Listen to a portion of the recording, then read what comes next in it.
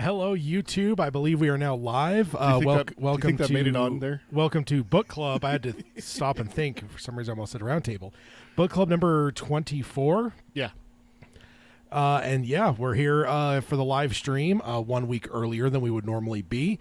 We already covered that. Hopefully, nobody's too surprised by that. I'm surprised. Yeah, you would be. I know. All right. So, hello, everyone in the chat. If anyone is with us, like I usually say, there's always some instability with the count right away for some reason. Yeah. Hopefully everyone that's here, welcome. Let's go ahead and maybe dive right into the intro and get started with the second to last book club of the Wastelands. The Dark Tower by Stephen King. The man in black fled across the desert, and the gunslinger followed. Go then. There are other worlds than these. Death, but not for you, gunslinger. It's time we had our own palaver, I think, and it's going to take a while. And yet, dauntless, the slug horn to my lips I set, and blew. Child Roland, to the Dark Tower came. We are content, one from many. Let the palaver begin.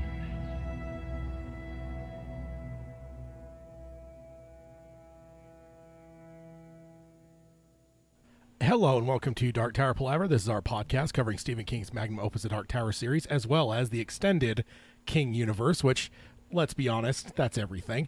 And we're here, and my name is Tad. I'm Peter. And we're here for book club number 24. This is the second to last, the penultimate book club for the Wastelands. We have one more to go. We'll be doing it next month, and that will be finalizing this book, which is exciting. May is when we're starting Wizard and Glass? Yes. Just going right into it. Yes, indeed. No hesitation. No, not at all. Let's go ahead and dive into the announcement stuff real quick. We don't want to. There's no spoiler warning. We do have a spoiler section at the very end of this episode.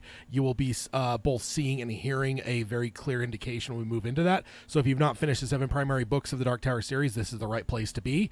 And then if you want to find us podcasting wise, you can find us on any podcasting service, including Apple Podcasting. You can stream us on Spotify or Stitcher, or you can find us now on Amazon Music and Audible as well. If you want to subscribe, rate, and review us on any of those services, we would appreciate that. Then if you want to join us live in the live chat and chat along and send us emojis in the chat here. Or dad jokes. No, none of that now. You can do that here over at YouTube at youtube.com/darktowerpalaver. And if you are joining us live, especially, if you could hit some of those likes as you're listening here, as well as subscribe, rate, and review, or subscribe and ring the bell for notifications. Like for this episode, should actually be coming a week from today, but we did shift it. If you missed the last episode, maybe you are only a book club listener and you're not with us on social media, you may not know why the hell we're going live now, and you may have missed us completely if you're joining us next week trying to find us. But if you had if you rang that bell for notifications, you would have been alerted that this episode was going live right now on the 18th. 1 day off. 1 day off from the 19th. 1 day off. Yep. Come on. Although we've been lucky, we've hit a number of 19ths over the year, so that's always fun. And then if you want to find the show notes, you can do that at darktowerpalaver.com. We don't really have show notes for our book club episodes, but you can find all of our stuff like questions for new listeners, as well as it's kind of the hub at the center of the spoke of the entire Dark Tower Palaver universe is the website. You can find links to basically all of our other places there. And then if you want to join us, or if you want to support the show, you can do that at patreon.com/darktowerpalaver. And if you want to contact us, Peter can let you know the ways to do that. The best way to reach us is through email. We have 2 emails currently, our old one, which we're moving away from here in the next couple of months, and our new one. The old one is darktowerpalaver@gmail.com. We're still checking that and still taking emails there. And then the new one is show@darktowerpalaver.com. That's SHOW, like, a podcast show. Yes, indeed. Yeah. And then our social media is Twitter is @DarkTowerPod. That's @DarkTowerPod. And then our Facebook is facebook.com/DarkTowerPalaver. And then our Instagram is Dark Tower Palaver, all one word, no spaces. And then check out our merchandise. It's tpublic.com/user/Dark Tower Palaver. And go pick yourself up a hashtag Tad is Terrible sticker, shirt. Slander. Or the hat, classic. coffee mug. There's a whole bunch of different stuff. Pillow. Yeah. Tad's pillow's around here somewhere. Yeah, it is, indeed. It's still alive, isn't it? Yeah. Like, you haven't No, tossed it off a bridge like No. you do with things you hate. No, use it all the time. No, I don't hate it. It's the classic logo. It's not the slanderous one or anything. It's not slander, so- sir. It's true. Nah. It's total slander, No. of course. All right. Is that everything on your side? That's it. All right. So yeah, let's go ahead and jump right in here. Or actually, calendar-wise, let's update that.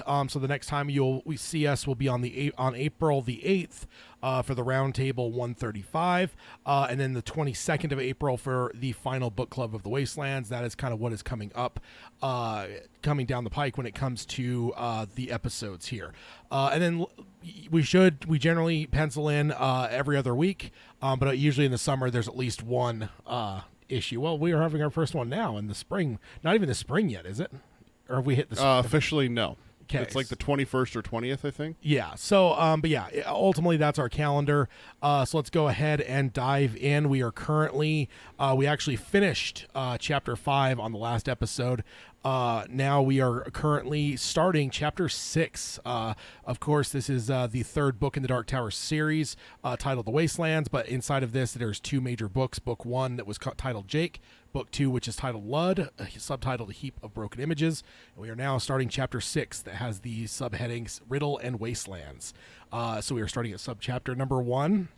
So to recap where we were when we left off, first of all, Flag, as a hero as he is, brought someone back from the brink. One of the worst people we've met. Yeah. Okay. Roland there always killing people, and Jake's following along with him down that path, and Flag's there saving lives and whatnot. So he brought Titcock back from the brink of death to help him stop the quartet, and he said that they have made it too far as it is. He does kind of convey that he believes that Blaine was probably likely to stop them, but that they have made it too far already. Blaine reunited the quartet, but told them that that he is going to gas the entirety of Lud and our gunslingers as well if they do not solve his riddle in the next 10 minutes. So we have a good old ticking clock going as we're diving in here. Yep. Roland finally locks in on the problem and asks the deans to tell him the riddle.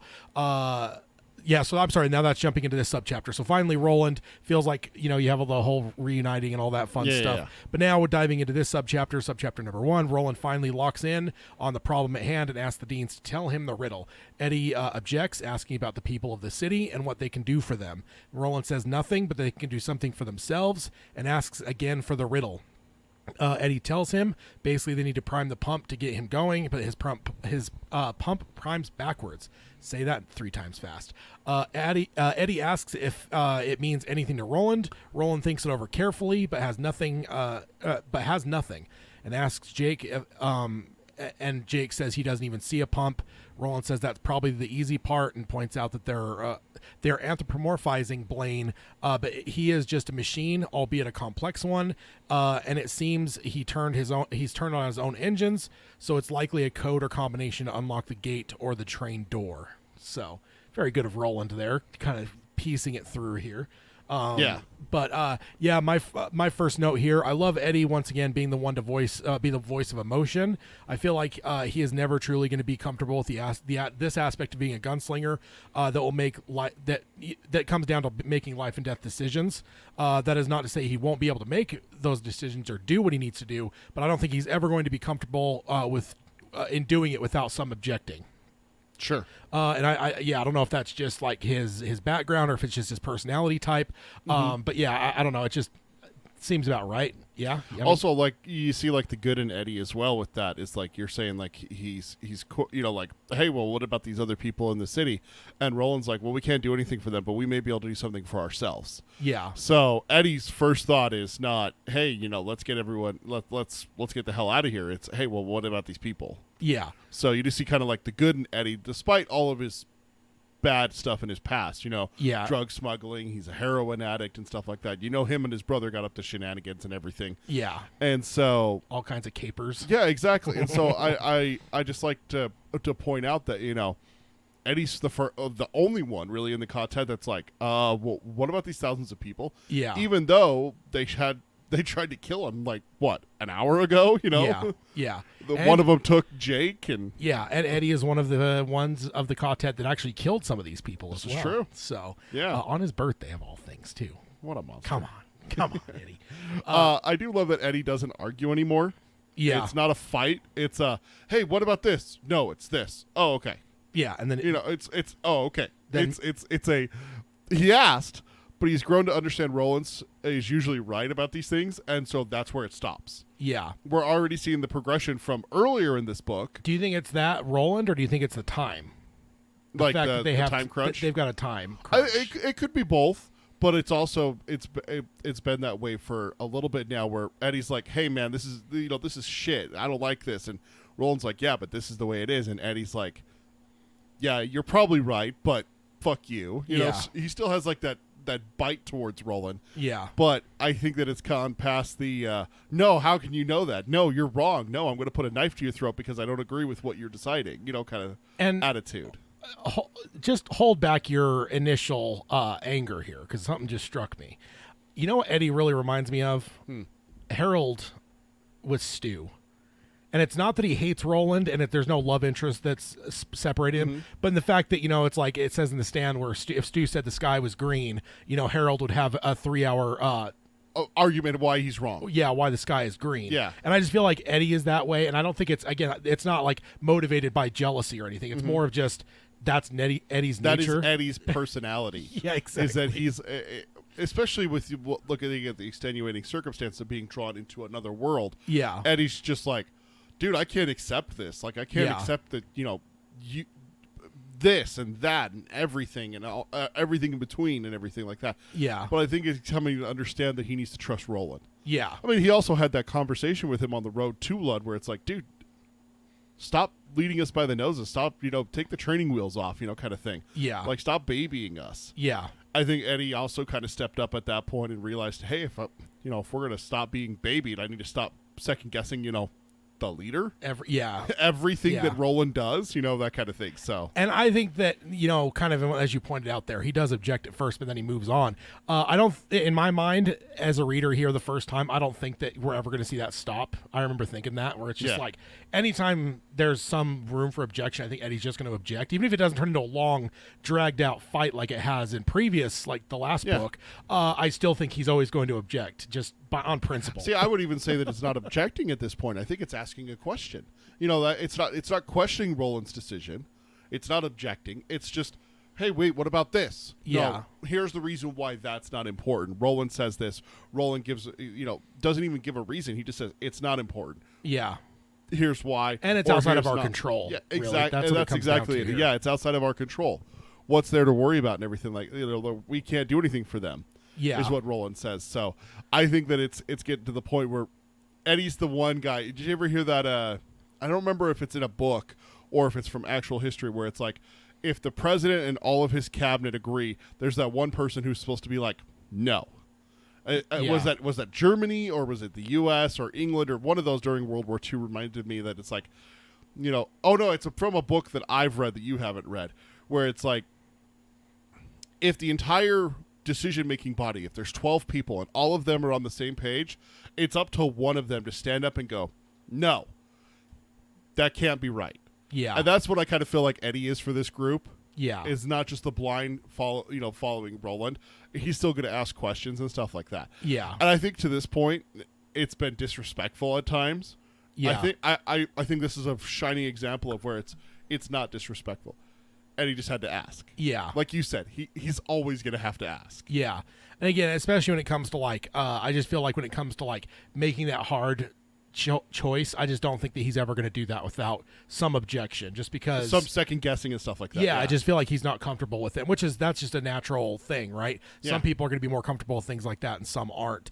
I would say it comes down to like, he's a little bit more emotion driven, or Roland's just like super, it's just black and white. You know, it's for Roland, it's like math. It is, It's yeah. like math. There's no emotion involved. It's just 1 + 1 = 2. yeah, and then that's it. So, and I just think Eddie's the opposite of that. You know, it doesn't matter. But why? Yeah, exactly. But why does 1 + 1 equal But why? 2? Yeah, Yeah. exactly.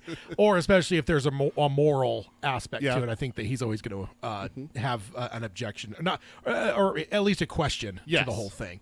So what is your take on the riddle at this point, reading it the first time? Did you have any ideas on it? So I'm going to be perfectly honest. Like, my first time reading this, it's way past my bedtime. I'm up way too late. I've gotten to the point where it's like, I can't stop now Yeah. and everything. I flipped back a couple times looking at the diamond that we have, and we'll see a slide of that later. Yeah. But I had nothing. My Yeah. brain was not in the spot to try to figure out riddles. Yeah. Also, I've never been exactly the best at riddles. So Yeah. Yeah, I think that I was like maybe wondering if it had something to do with prime numbers, just because the prime thing with for me when I like riddles, and I usually You do. try to focus in on like, okay, what's the thing that's the key? And when Yeah. I heard this one, I was like the prime part, you know, and the prime and backwards. Those are the two things that I fixated on. Where it's like that's probably what it comes down to. But honestly, I probably breezed past the figure and didn't really look that hard and that close. I was just like there for the ride. You know, versus like if it's like, you know, Smeagol's riddles or, you know, whatever, like I try to solve them put the before book reading down ahead. and think for a second, and what could this be? This one, you're just like, Yeah. Oh, And- okay. And also, I will be honest, reading it the first time, I remember just thinking this isn't really a riddle. You know, when it's like math, like it's not even that, when it's numbers and figures, things like this, like I guess there's a riddle to it, but to me it's not a riddle. Like a riddle for me is like, you know, when is a door not a door? Like that, When it's a jar. that's a riddle to me. So I think maybe even the numeric element of this one probably made me just kind of meh. And just like not even really give it a lot of thought or time. I gotcha. I like that Roland does not come up with an answer, but says that, or he doesn't just not come up with an answer, but it says he thinks it over carefully. You know, it's not just one of those things where I feel like you get people that aren't into riddles and they'll just like immediately go, I don't know, I give up. And Roland's not doing that. It says he thinks it over carefully, and I think that if we're watching this as a movie, I feel like that's like he takes a couple seconds to let it mull over in his mind. It's not just an immediate, I don't know what that means, but it like sits there silently for a couple seconds and stuff as he's thinking it through and Right. stuff. So thinking over it carefully, I think that's a critical little thing there that I appreciate. Yeah. Because we have also heard that Roland's world and culture values riddles far more than we do. Yeah. You know, for in our world, it's more of like kiddie stuff. You know, it's for stuff for kids. But in Roland's world, they're serious business. People die over them. They have an entire contest over it. Yeah, At the, and they study them in school. Yeah. Like, you know, which I will say that's actually not a bad idea because there is like a logic to riddles. Critical that, like, thinking and stuff critical like that, thinking yeah. and logic. Yeah, thinking around corners. And I think that that maybe it behooves us as a people to maybe make riddles a little bit more, take them a little bit more seriously because it does it does make you think in a different way. Sure. So going on here, Jake nervously tells them they need to hurry, and that 2 or 3 minutes is likely past, meaning there's 7 or 8 minutes left. Eddie says not to count on it because time is funny here. Eddie looks to Susanna, who is on Roland's hip, with a daydreamy expression on her face. He then looks at Roland and says he thinks he is right about the combination, and points out the diamond of numbers and the number pads, and then calls out asking Blaine if they have that much correct at least. No answer, but the engines of the mono is ramping up. So, you know, kind of cheating a little bit there, trying to get like a, you know, try to reason through half of it and then ask if you're on the right path. That's not really the way riddles work. Yeah. But, of course, Blaine gives no answer. Yep. But hey, got to give him at least some half a point for trying. Yeah. To get something there. It's kind of like a maze I think of, right? Like if you're like a maze, like on a piece of paper, and you just like if someone knew the thing was watching, you ask, "Am I going the right way?" It's like be kind of cheating if they told you yes or no, right?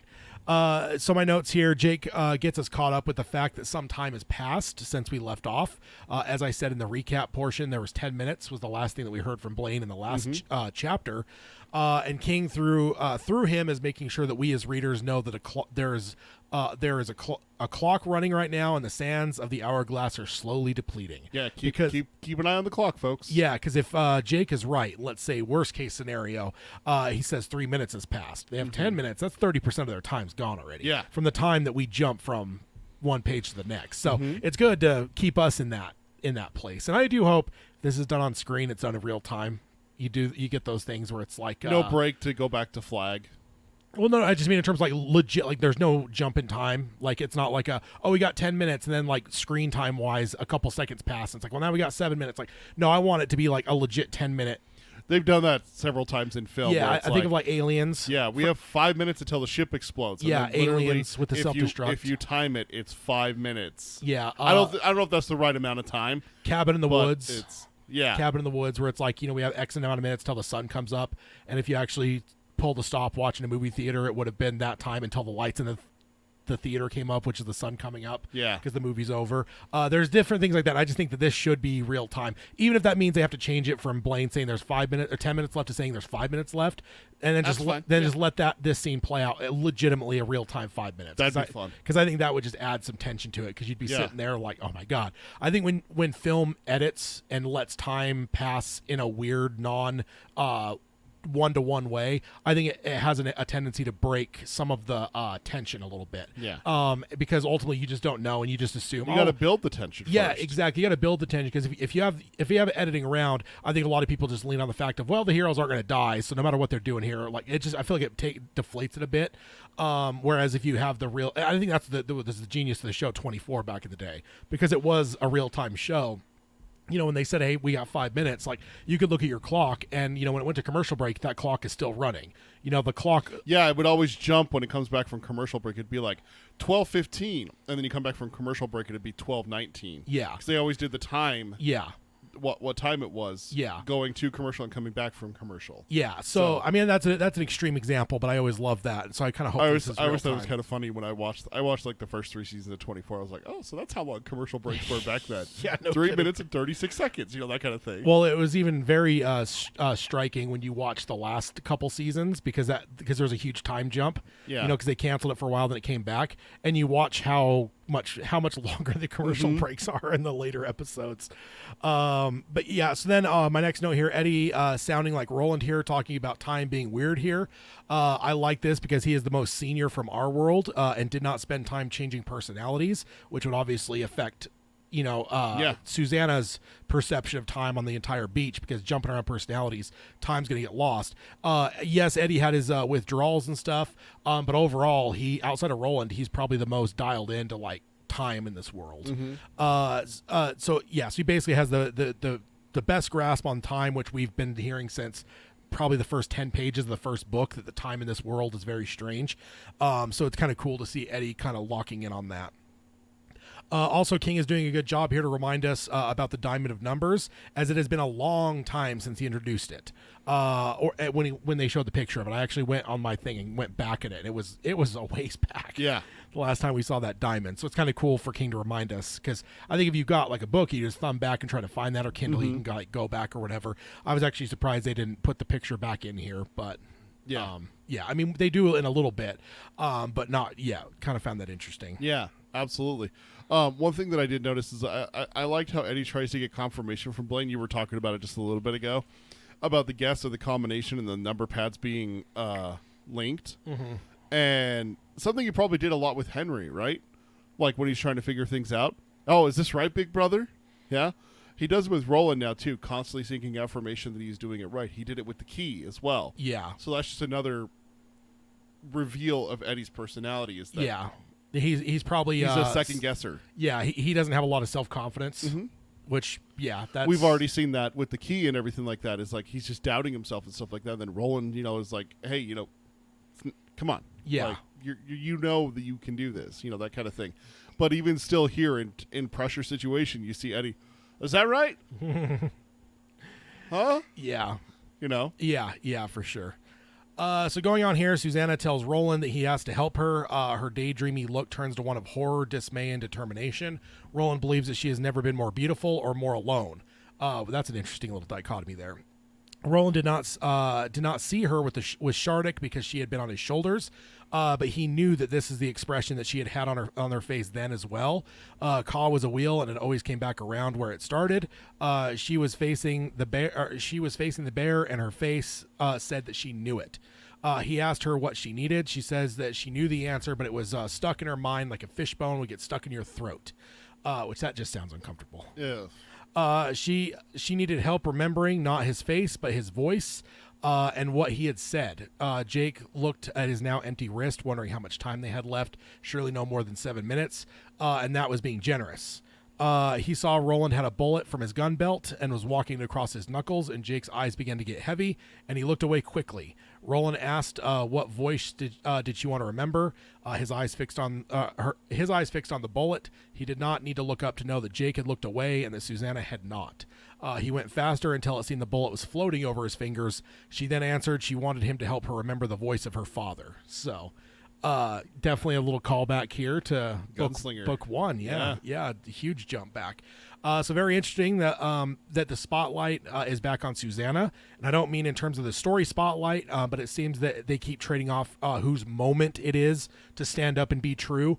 And I think that like Jake's drawing everyone was kind of it was everyone's time to shine as a group, but you had the Shardik was Susanna. You had Eddie with the key, and then Eddie also was kind of put on the spot with the little tiny robots. Mm-hmm. There's like Shardik's caretakers. Yeah, I feel like there's like all these like small moments where people kind of have to have their time to shine, and it's just interesting. We're back at Susanna here.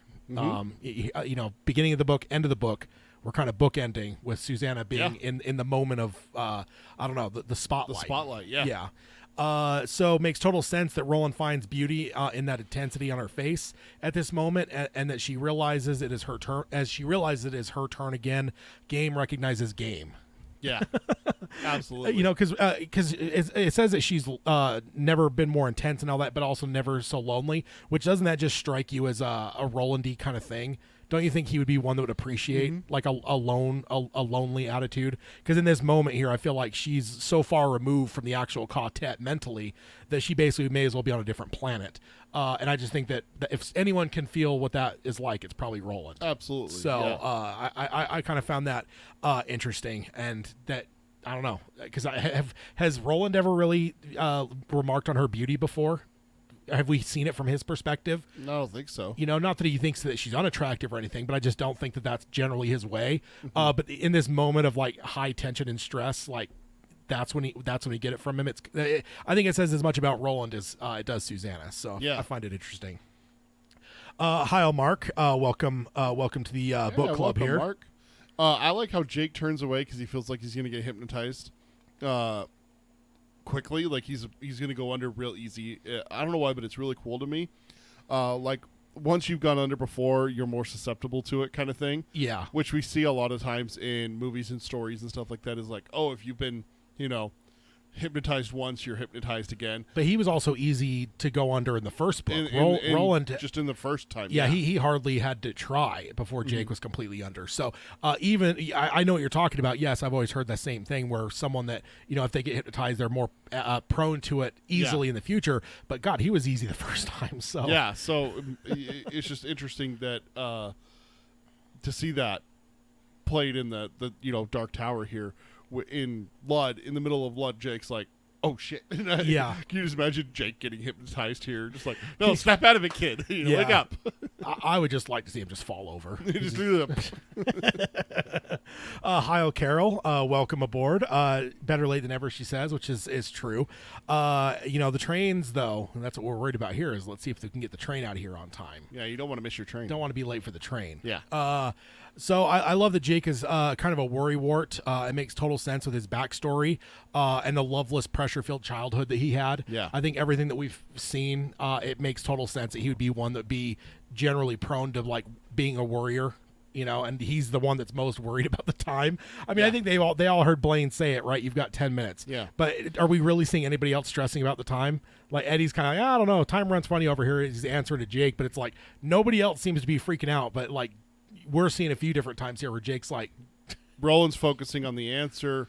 Eddie's asking about the other people in the city, and Susanna's just kind of trying to find the answer. We find out now that she's just kind of trying to find out the answer, but she was just staring into space there for a minute, concentrating. So yeah. I just think it's funny. And it's just a cool little character indicator for Jake. I feel like he's kind of the kid you'd see wringing his hands a bit, you know. We gotta go. We gotta go. Yeah. And again, I love it too because it just makes so much sense for his backstory. You know, I feel like we could have filled in some of the blanks and probably hit pretty close if King had not written his backstory or if we learned about it later. Some of these character items I think would give us an impression of maybe what his life may have been like if we didn't know it already. So it fits very well. I think King's doing a good job of building a very well-rounded 3D character here. Let's see. Oh yeah, no, Carol, I know you meant lateness. I was just being all I don't want to say dad jokey, but I was just tying it into the. It was very dad jokey. Tying it into the story a little bit, but no, yeah, it's totally fine. We are actually starting early. I don't know if everyone's totally used to the earlier start time now, but yeah, so my next note here, also interesting, the outside of his objections early, Eddie is largely ignored through the tail into the subchapter. I feel like Jake would have been as well. This feels so much more like Roland and Susanna's moment here, but I think King wanted to use Jake to get his response and immediate fatigue at the bullet trick. Aside from that, I think both the New York boys would have been absent as Oi in the second half of the subchapter. Because you notice, like, because I thought about it as a reader, I was just like, wait a minute, when's the last time I heard from Eddie? And I was like, scrolled back up, and I'm like, God, you know, King's is very hyper focused right now to the point where we haven't even heard from Oi yet. Like, I mean, last subchapter he was there when they were reuniting, but he may not exist as far as we know at this point now, the way this subchapter is gone. And both the Dean boys, again, I think King wanted to kind of throw back to the hypnotizing a bit, and if it wasn't for that, I bet you Jake would have been just as absent in the tail end of the subchapter. Yeah, it's Roland and Susanna. Eddie starts, Jake has his little hypnotizing thing, and then it's all Susanna. It's all Susanna and Roland, yeah. So Susanna needs the voice of her father to help remember. Interesting, because outside of her origin story, I'm not sure her father has been mentioned much. Nothing like Roland's backstory. Folks seem to keep popping up fairly often. I just don't think we've seen as much from the backstory of. I mean, even Henry gets brought up a lot more. Yeah. But Susanna's backstory has been told, but outside of that, we haven't heard a lot. So to be thrown back to her dad here is kind of cool because it's been a while. Yeah, and my note is just, have we had her backstory at all yet? I mean, aside from like. Her split personality, the brick, and her not split personality. I know that's the wrong term for it. But like the brick, they were going for a wedding. The dad was there for that. Her dad is wealthy. We've kind of gotten some of that, right? But we haven't gotten any details of anything with her backstory aside from her Detta and Odetta's side. Like everything with her outside of that hasn't been covered at all. When you look at Eddie, we've had stuff from when he was a child. We've had stuff when he was a young adult. We've had stuff from right before he was taken. Yeah. Jake, we had almost an entire half of a book dedicated to the dude. Yeah, here and everything like that. But for her, it's like we're getting less and less. It's also kind of interesting because if you look at the three doors, hers was the shortest.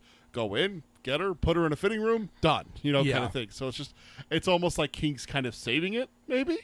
Could be, yeah. Or King didn't think of it, and so he did it later, kind of thing. But it's like you said, all we have is that an accident happened, caused the multiple personality disorder, and we have that. Then we have the story of what Detta does and what Odetta does with their time. Yeah. And that's basically all we have for her backstory. Yeah. We don't know anything about her father. We don't know anything about her mother. We don't know anything about her family. Not a lot. I think there was a little bit because there was. I mean, again, we heard about like the fact that she, like, because of the setup for Odetta, right? We had to know that she was wealthy. She came for her dad was a dentist that came up with some stuff invention wise that left them pretty well off and stuff. We heard some reaction, or we've seen a little bit of dad in like the brick story and stuff, but yeah, nowhere near the others certainly. But it's just kind of cool because dad hasn't been mentioned from her for a while. So the fact that she's going back to wanting his voice is kind of cool. And like you said with Henry, he's brought up more. Jake's upbringing and stuff like that is brought up occasionally and stuff Although like that. we haven't heard a lot about Jake's, like, outside of the actual story being told. Like, we have, like Henry, right? Henry's popped up even in Eddie's mind talking to him. We haven't heard, like, you know, Elmer Chambers talking to Jake. No, but there is references to, like, Jake's father and, Jake's father would have liked the TV screens and stuff like that. Yeah, So some there references. is references like that, but even like Susanna's, there's hardly anything referencing to her stuff. But I think there's two levels. There's the ones that speak often, like Court or Stephen Deshane, Or Henry. and I think Henry fits into that. Yep. And then everyone else is below that line, and you may see references to them here and there, but you're not hearing like Elmer Chambers or even like Greta Shaw Jake popping up. Jake right? doesn't really have that, does he? He doesn't really have people talking to him. I think it's No. I think that's Same with- I think that's an Eddie and Roland trait that they share. Yeah. That's interesting. I've never put two and two together on that. That two of the 'Cause content Susanna members, doesn't either. Yeah, because Susanna and Jake don't really have that, but Eddie and Roland do. I've never put that together. That it's split like that for that Yeah. for the content. Yeah, it's interesting. Oh wow. Interesting. So we're on to subchapter 2 now, right? Yes. So- And then also in the chat, Mark says I prefer the later episode because my soon to be 4-year-old doesn't settle around till 9 p.m. But hey ho, let's go. Yeah. I think, and we are at some point probably going to flip the geekery abides in this time wise. We just want to get into kind of a groove here before we start flipping the times around a little bit. So we will be having some Dark Tower Palaver episodes a little bit later, probably in the near future. Yeah. So. So moving on to subchapter 2 here, there's a moment of silence except for a distant, loud explosion. Then a low-pitched hydraulic hum cuts through the air. Eddie looks away from the cartridge with an effort. In another couple seconds, he would have been hypnotized himself, and looks through the bars at Blaine. There's a slim silver rod pushing itself up from the sloping pink surface between Blaine's forward windows. Looks like some sort of antenna.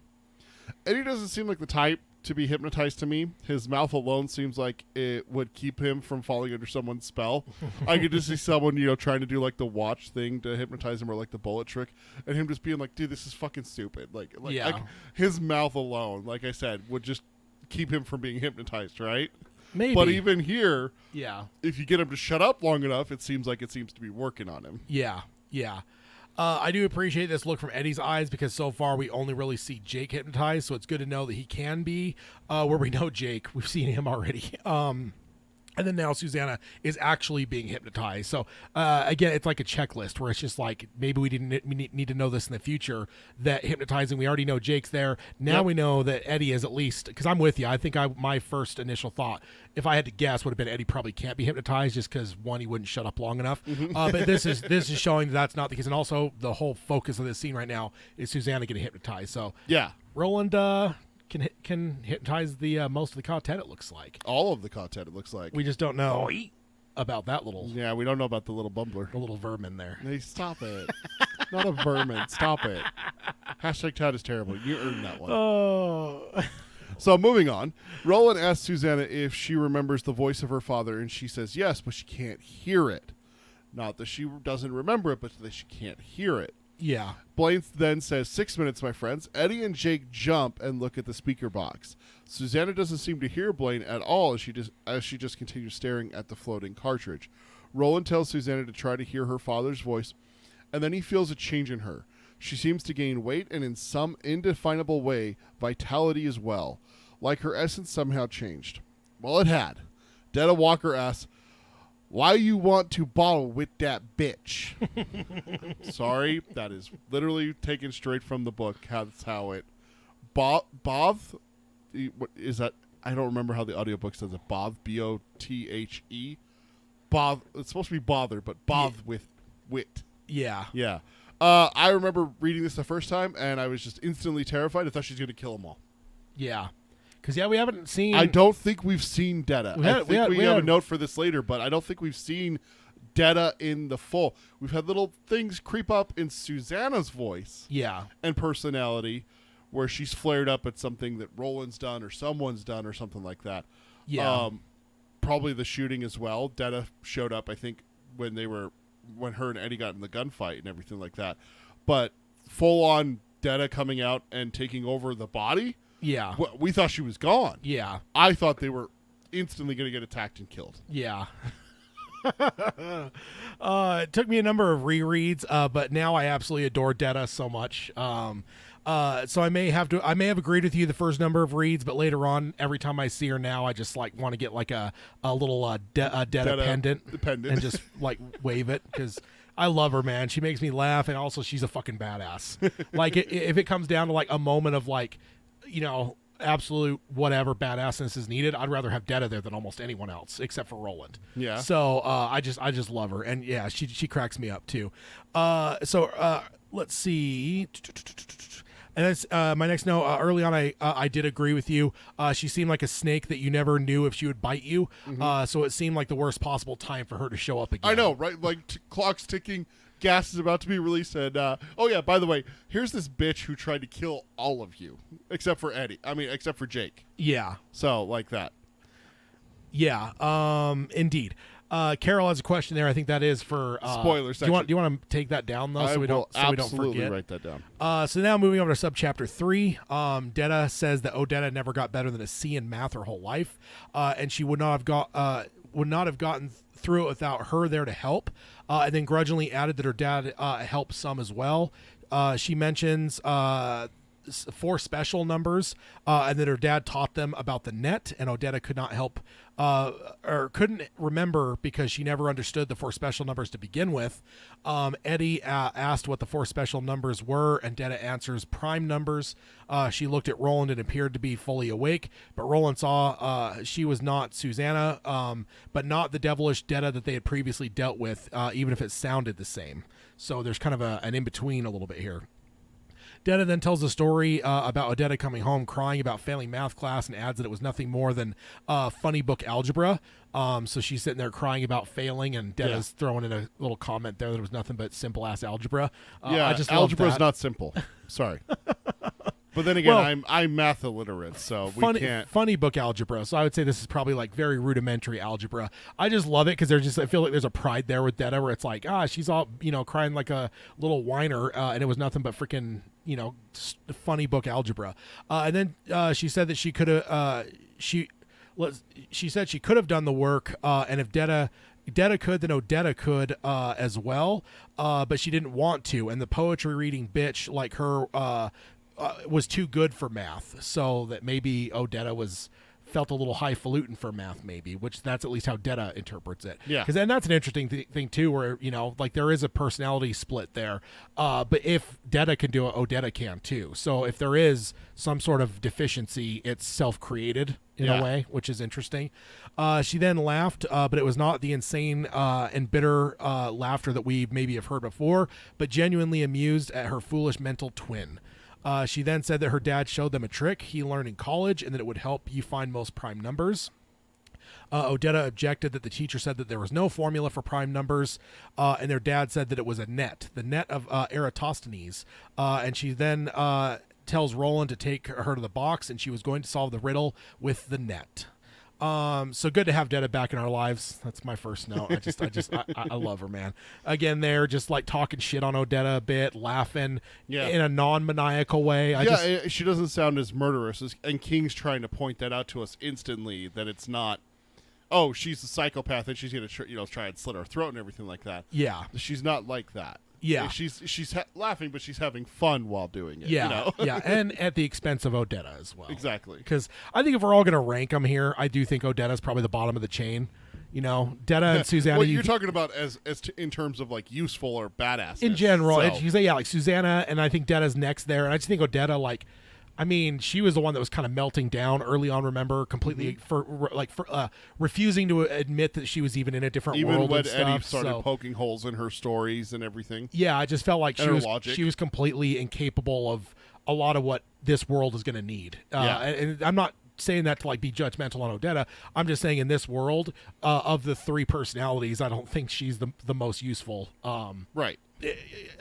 Yeah. This split in poetry and art for Odetta and math for Detta really follows. Detta just feels like that one that gets the nuts and bolts of life a bit more, which I think is kind of what matches math, which I think just matches her personality, right? Mm-hmm. I just feel like if you were, if you're Detta in a bar that's going to pick a dude up to go give him blue balls and kick him out of a car, you're going to have to do the mental calculations of and reading of people of who's the one that's going to try to kill me maybe versus someone that's just going to she's got to have that little bit more awareness of pragmatism. I think she'd be more pragmatic, and I think that math follows along with that. It's very cold, calculated, whatever. Whereas Odetta's a little bit more poetry, artistic and that kind of stuff, which generally flies in the face of like math and stuff. If they were going to pick out a brand new car to drive, Odetta would pick out the one that was miles pretty per gallon. and Pretty. Odetta and would be the pretty and flashy, and it's a Mercedes-Benz. Yeah, and Detta would be like, buy that. Yeah. But Detta would be over here buying, the Toyota Camry because it gets 37 miles to the gallon. Yeah. And also has cruise control, which is needed for her long trips and stuff. Yeah. Like the logical thinking kind of thing. Exactly. Which is interesting to see that Detta is the one that has it, But I did find that really cool, that split. Not only the personalities, but what they're good at school subject-wise is also split. And I didn't think about it, but you make a good point that they both would have this knowledge. It's just a matter of who taps into it. It's like they build a wall there and make themselves bad at it. Because it's the other way, too, right? It's unspoken here, but let's just say someone had to come up with a haiku. Detta's probably going to be incapable She's of that. She's going to be terrible at it. But because Odetta can do it, Detta can do it as well. So the not being able to do it, quote unquote, is a choice. And even if it's subconscious, there's a choice there with Detta, or it's like, I can't do that artsy fartsy shit. Yeah. Also, it could come back to what you were talking about earlier with riddles, is that it could just be a thing where they don't even try. Yeah. Like someone puts down an algebra problem in front of Odetta, she's going to be like, oh, I never understood that. Yeah. She's not even going to look at it. She's not even going to try it. Yeah. It's just built into her mind that I can't do that. Yeah. And so she doesn't even try. Same thing with Detta. Hey, Detta, we're going to need you to write a haiku. She's like, I'm not going to do any of that artsy-fartsy stuff. It's too stupid. Yeah. So I can see that being their walls, that they build that in to protect themselves. Yeah. Yeah, indeed. What do you got? That was my note. Or did you already cover? Okay. Yeah. The Eratosthenes principle that she's pointing out here is she calls it, what does she call it here? Did I already miss this? She called it a net of Eratosthenes, but what it's actually called is the sieve of Eratosthenes. Slight tangent on my own, but one of my favorite Carl Sagan things is his story of Eratosthenes measuring the circumference of the planet in the 3rd century BC and being pretty damn close to it. That's a fun little thing. Pretty impressive. Fun little thing to do there. Yeah. Eratosthenes was a librarian at the Library of Alexandria, so one of the greatest libraries in human history. Yeah. So it's just a fun little Carl Sagan video, 4 or 5 minutes or whatever. Maybe something to go check out, even if you're not super like math or science inclined. I remember when this first popped up here, after watching that video, that was kind of the thing that jive for me. But but I did actually read into the whole sieve as well, just to try to understand it, because I remember reading this the first few times, and we'll get to it here in a second. I don't think I fully grasped exactly what was going on, so I just pulled up like some video where it's like, hey, I'm an elementary school student, explain the sieve of Eratosthenes. Explain it to me like I'm 5. Exactly. And like I found a YouTube video, I was like, oh yeah, that makes total sense now. Going on here, Roland took her over. The rest of the Tet followed closely behind. Detta then asked for some charcoal that Roland carries in his bag. He finds it and gives it to her. She says that it won't be exactly how her dad showed her, but it will net the same result. She then explains that prime numbers are only divisible by themselves, and the number 1. And that 2 is the only even prime number that you can get out of the rest. And the rest of the even numbers are not prime, because they can also be divided by 2. That makes total sense. Eddie then chimes in that he is lost, and Detta said that it is because he is just a stupid white boy, but she did not say that unkindly. So I love that. It's because you're a stupid white boy, but it's not unkind, which that's an interesting thing. Detta not being unkind, that's a new one. So again, I think just a slight pause before I finish my recap of this next section here, though. I would say that points to what you're saying, though. King is showing us a different Detta than we've seen before. Exactly. Could you have imagined in book 2 that you'd ever hear Detta saying something that was to someone that was unkind? That doesn't follow. Especially Eddie. Anyone. Yeah. I just feel like she couldn't say anything kind to anyone. It makes me wonder how she picked guys up in bars. She then uses the charcoal to mark off all the even numbers. She then says that 3 is prime, but all numbers that multiply by 3 are then not prime. And then as she was speaking, Roland heard the Detta fading out of her voice, and it was returning to Susanna. she was coming out of it on her own. She marked all the numbers that were the multiples of 3, and that were still unmarked after all the evens were marked off. She then did the same with 5 and 7, and then she was all Susanna again, and said that to mark off the odd ones like 25 that had not been crossed off already. The diamond now looked like this, so we can go ahead and pull it up here on the screen. So back to the last time we saw the diamond, obviously we saw the numbers, but now we're seeing it to where after she's marked off with the charcoal, and we could see only the prime numbers are visible here.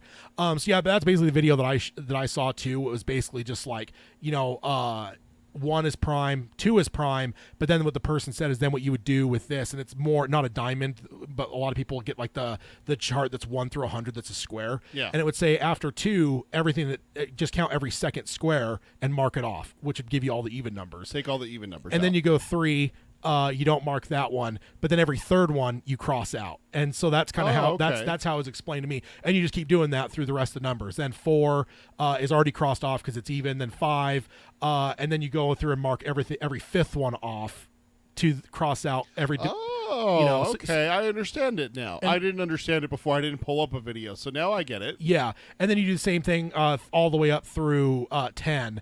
And then at that point, everything should be crossed off because you've basically gone through every multiplication element of the first 10 numbers.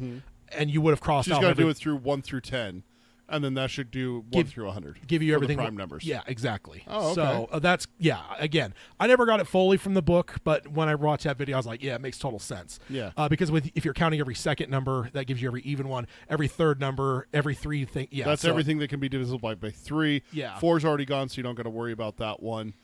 Would you still have to go through and take every fourth number, though, because it's divisible by 4? No, because that would be even. There would be even numbers. Yeah. It's the same thing with 6, 8. Yeah, exactly. And So, then you so 10. as you're going higher in those higher numbers, you're marking off far less as you're going through those numbers. Because But you've already taken a bunch of them with the even and the divisible by 3 and stuff like that. Exactly.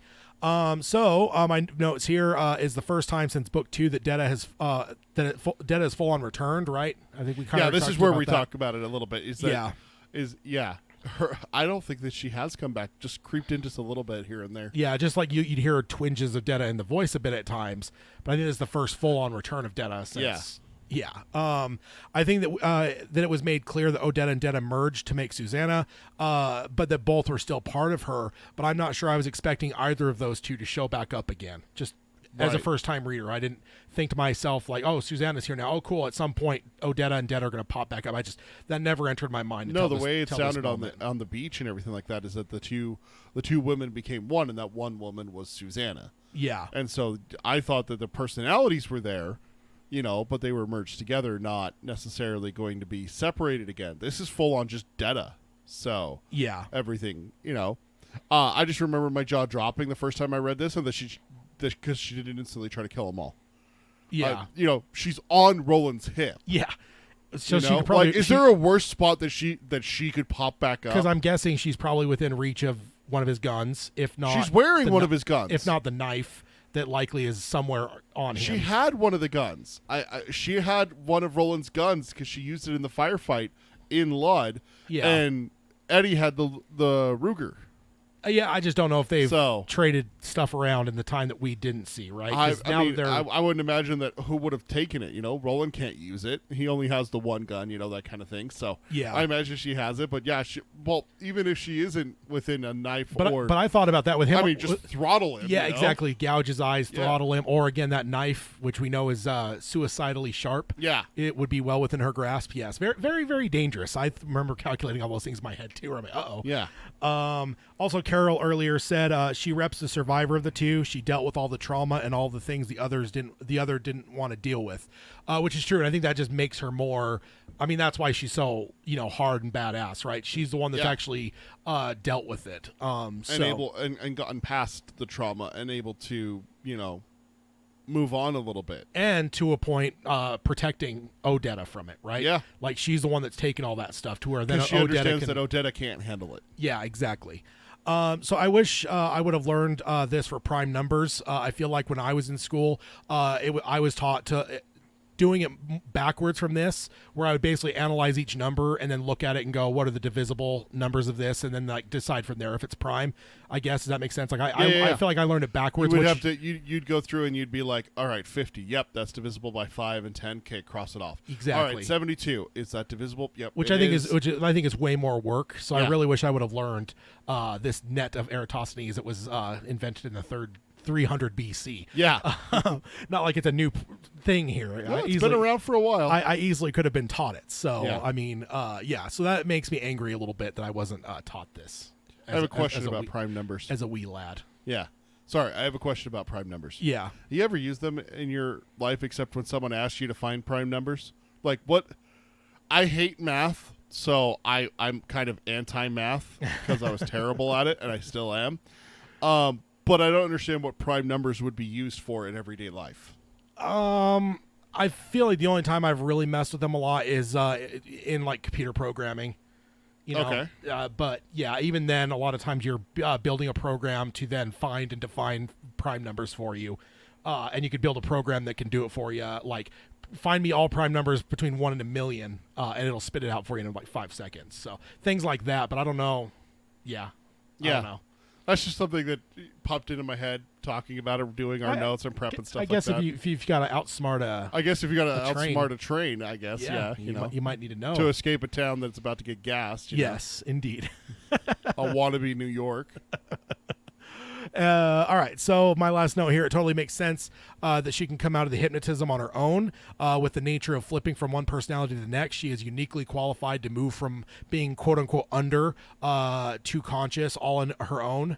Unlike Jake or in the stand, we saw Tom Cullen had to be brought out of it by the hypnotist, right? Right. But I think that if there's anyone that can come out of it on their own, I just feel like Detta, Odetta, Susanna, they're going to be good at it, right? Because I think it's that Susanna is under and Detta is not. Detta is able to come up because Susanna is hypnotized and everything like that. But Roland stopped the bullet, Yeah, he never put her fully under. He just put her under enough that Detta could rise up. So I wonder if that's it, where it's like, oh, Susanna's not fully hypnotized. She's not gone. It's just she's not fully under. It's like Eddie realized he was starting to go when he pulled his eyes away. So I think that, she went 70%, not 100%, and so she's able to come back from it. I don't know. I think it might be more of just like because of the nature of the multiple personalities. It could be. Like whereas most of us would never have the, like if you're brought under hypnotism, it's almost like you're in a different like consciousness, right? Yeah. Like you're under, you're not thinking as openly consciously. So then to slip from that back to awake, like that's a jump that most of us probably can't even comprehend. But for her, yeah, it's always the when I count down from 3 and snap my fingers, then you'll wake up. Kind of thing. But for her, I mean, whether she's not necessarily doing it consciously, but her like mental physiology, I know that doesn't even make sense because her mental state is in one that even if it's subconscious has flipped between Detta and Odetta, all the time, like for years or for decades now, or a decade at least. So yeah, I just think that she would be good at that. At that. So kind of cool. Kind of her trauma that built that multiple personalities is somewhat benefiting her here, where they're saving some time. Roland doesn't have to unhypnotize her, or wake her up. Going on. She then said that that is it. All the numbers still showing are prime numbers between 1 and 100, and she is pretty sure that that is the combination. Blaine then chimes in that they now have 1 minute. She then says that they are. Then he says that they are proving much thicker than he had hoped. Eddie ignored Blaine and checked that Susanna was back awake, and she says yes. She came through midway through Detta's speech, but let her go on because interrupting would have been impolite.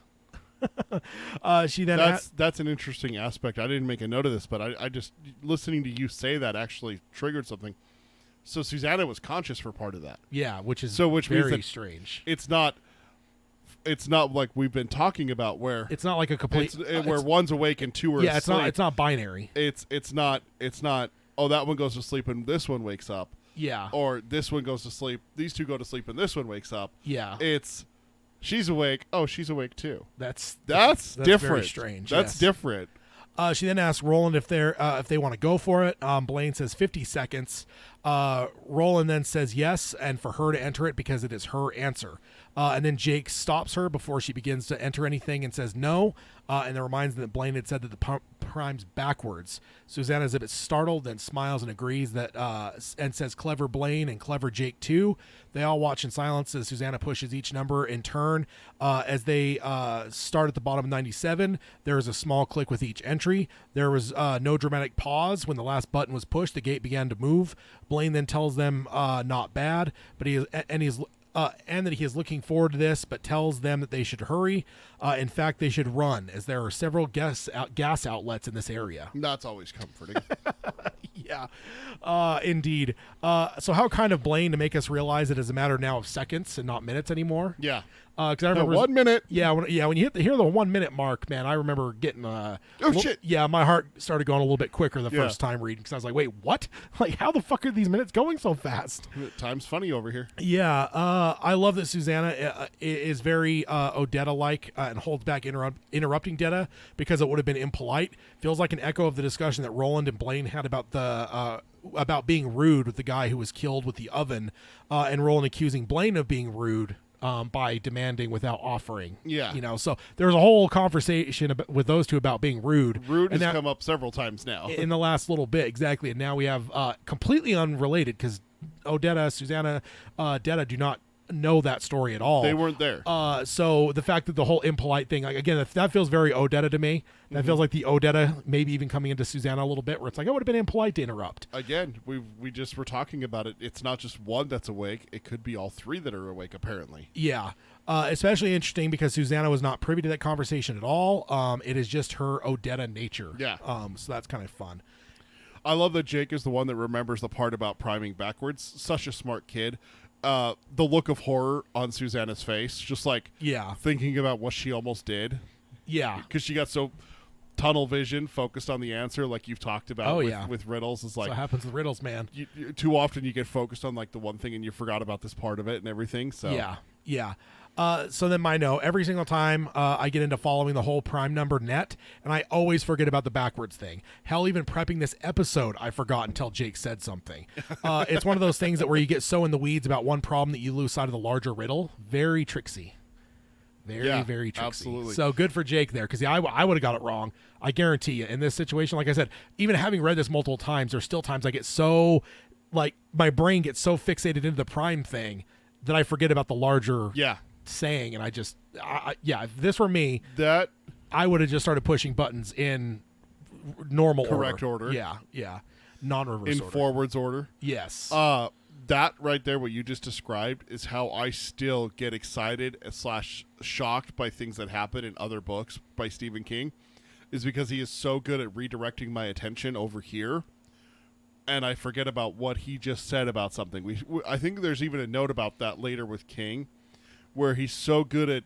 There is a note later about it. I'll come back to this later. Yeah, I mean, it's the classic King thing, right? And it's the last time they ever saw each other. But then before, like, he pays that off. You're completely forget about that. Yeah, you completely forgot that he said that. Yeah. So, we call that the King trick here. We've talked about it a lot because he does that all the time. For God's sake. Carol says, "What a trap! It still took two different types of problem solvings to not die. Even with the prime solving, they would have still died." Thanks, Jake. Yeah, exactly. And back to your thing about him being tricksy. With what we know about Blaine, it also feels like he loves being that kind of tricksy too.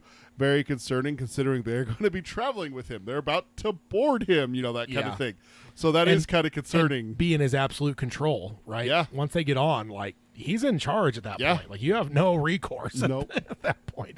Like, unless he has a steering wheel at the front that you can, like, manipulate. Not that you need a steering wheel for a train, but a brake. Something, just unless there's some kind of manual override, it's very concerning indeed. My last note here, the subchapter will be interesting to see this on screen if Flanagan follows through with the no delay from the last button push to the stuff moving. No dramatics, just pure efficiency. Yeah. I feel like in every movie, right, there'd be some delay to make the audiences wonder, oh my God, was that right? Yeah. But here it's like there is none. The second that last button's pushed, shit's already starting to move. Which is just like it should be. It's like, like you enter the button. That's how machines work. Yeah, you enter the combo on a door and it ding, and it opens, and there's no... Yeah, there's no like pregnant, Yeah. pregnant pause of like, oh my God, was that right? So I love that, and I just wonder if Flanagan does this, if he's going to follow with that, or if he is going to add some sort of pregnant pause there to make everyone wonder. He's a filmmaker, right? Yeah, I mean, he's going to, right? I mean, that's what filmmaking's all about, is drama. So Exactly. I wouldn't hold it against him if he were to have a little bit of a pregnant pause in there. But I'm just saying, If it happens. it's very interesting that King dictates that, because I mean, King knows just as much about media as we Right. do.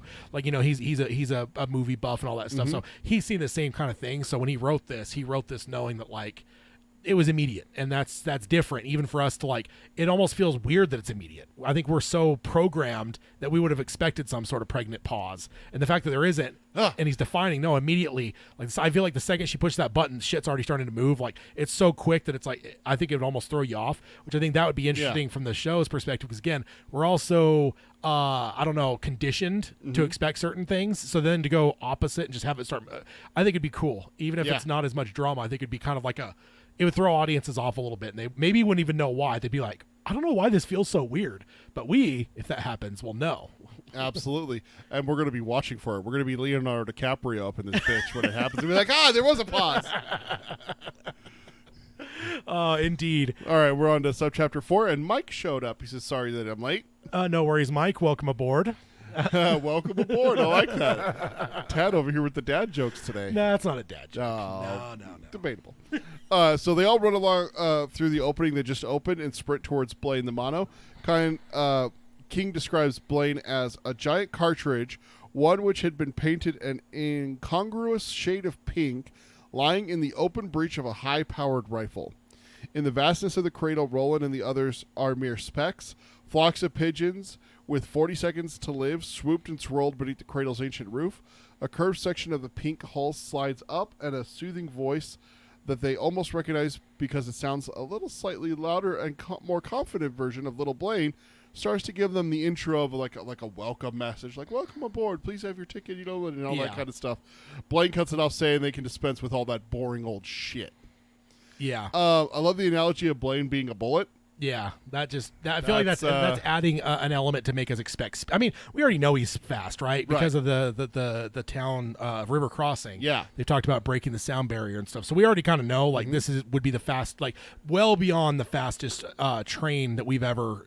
Not even close, right? Like breaking this. We don't even have planes that break the sound barrier. That's by choice. Right. We've made planes that go that fast, but because the sound barrier being broken is quite disruptive to a city, we didn't let that continue into a full-blown thing. So, and it happens occasionally. It's an accident. Sometimes military fighter jets military ones will on stuff doing patrols, they'll accidentally break the sound barrier and break windows and stuff like that in the area. But like that happened. We have an Air Force base here in Utah. That's happened a couple times. I've read articles about it over the years, growing up and stuff like that. It's like, whoops. And they broke the sound barrier I mean, again. it's not even necessarily the worst thing that they do it, because they usually let the people around know, like, hey, we're doing exercises. And when it does happen, though, I always like it, because it's like, oh, cool. Like, that's I know it's a military thing. Yeah. In fact, over the summer, I think it was, I don't think you were in town. I think you were down south. But we ended up finding it was a meteor that entered the atmosphere. Yeah, I was down at my in-laws. Yeah, because I heard it. I was like watching TV, and suddenly there's this loud, it's like boom. But like usually there's like also the roar of a jet along with it. I was just like, what the fuck was that? And it ended up being someone's Ring camera. They happened to be like walking outside, and it triggered it to the point where it actually caught a meteor coming into the atmosphere, and it broke the sound barrier. But I remember it wakes you up a little bit because you're not used to it. But but I mean, you live not far off the path of the airport. You probably get so used to planes you don't even hear them. But imagine if they were all breaking the sound barrier, because that was like a thing in the I think it was the 60s that they made the first plane, and like they did some testing, and they're just like, nope, can't do that. Can't do that. That's not good. Also, I have to just throw in real quick, while you were reading that, I thought to it. I love animals, but 40 seconds left to live for a bunch of pigeons. I'm glad. I fucking hate pigeons. You hate pigeons? Man. Little fucking winged rats, man. just the worst. But again, that's one of those things that King does, like we were talking about with like the timer and Jake calling it up. That's a way for King just to remind us how long we're looking at here. Yeah, until It's like, oh, we got 40 seconds. So we had a minute a second ago. Now we're down to 40 seconds. So Yeah. it's like, oh shit, exactly, kind of thing. stupid pigeons. The sheer scale of this place is a marvel to behold in one's mind. If that they're merely a speck in this place, this is bigger than any station or airport that we've ever seen in our world. Yeah. Right? Like if you're a speck, that's like some of the biggest like sports stadiums on the planet. Yeah. And imagine that some of those ones like I've even seen some mock-ups of what a 1 million person like soccer stadium would look like, and it's like you're talking that size of scale for a fucking train terminal. Yeah. Like that's nuts, dude. Also, let's be perfectly honest here. I said it's flocks of pigeons. It's talking like there's 1,000 pigeons in here. Like we're talking a flock is a couple hundred birds. It says our tet is nothing but more than a speck. No, I know, but but also the fact that you can fit hundreds, if not 1,000 birds in there. Yeah. It just goes to, again, just reiterate the point of them being tiny. Yeah. That's how big this is, that it can have that many birds as well. Hard to imagine. It's imagine. like those courtyards in Europe that you see the pictures of where people are like feeding the pigeons and the doves and all the different birds there. And there's just hundreds of them there. Yeah. It's like that, but a train station. When I was a wee lad. But even bigger. When I was a wee lad, we had a neighbor that for some weird reason decided they were going to barbecue and they were going to cook fish. Ugh. And dude, must have been 500 seagulls. Oh, really? That descended on our neighborhood, dude. Like it was like the end times of just seagulls, because the smell of the fish attracted some, and then they all called their friends, and then more and more, dude. And I'm not even exaggerating. There had to have been 200 to 500 fucking seagulls, dude. Like, and it is in a neighborhood, so it's hard to like fully grasp how. It's not like you're out in the middle of a field at a school. Now there's a neighborhood, but dude, they were everywhere. Like we were running for cover. It's like the birds. The birds of Hitchcock. Yeah, exactly. Absolutely. I do like that we see Little Blaine here was like before Blaine went insane. It's like a recording though. Yeah. So it makes me wonder what Big Blaine sounded like before he went insane. Like what was there a Big Blaine? And that's my note. If Big Blaine existed before, maybe that voice came with the madness, because I don't really see any like real reason for Big Blaine, like in the sense of like, let's just pretend Lud is still a standing city and this is just a conveyance for people, right? Like Little Blaine, like, yeah, that's one that tells you, hey, you have your tickets ready, welcome to whatever, like just the pleasant, the same shit that plays at the airport where it's like, don't leave your bags unattended, like all that shit. Like it's like that makes no sense. But Big Blaine, what the fuck purpose does he serve? Like I feel like the conductor, the engineer, I don't know. No, think about it. You have it split, right? You just use the airport as an example, right? We have Little Blaine who's like, hey, please don't leave your bag unattended. When you get on the plane, who talks to you? Yeah, I mean, the pilot does, but it's right? not, exactly. The flight attendants do. That's what I'm saying is we got a flight attendant and we got a pilot here. Big Blaine is probably the one who talks to the conductor, the engineer. You have, think about like an AI system like that, right? You have one that's customer facing and then you have one that's employee facing.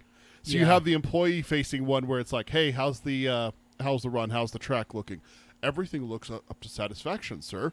And then it's like, great, go ahead and take us out. Let's go 20% transparency, and all that kind of stuff, and all the 20% engines and stuff like that. And that's what that's what I thought of with Big Blaine, is he's the locomotive, the actual locomotive that. Yeah. But then he just takes over everything, and Little Blaine was supposed to be killed, but he survived.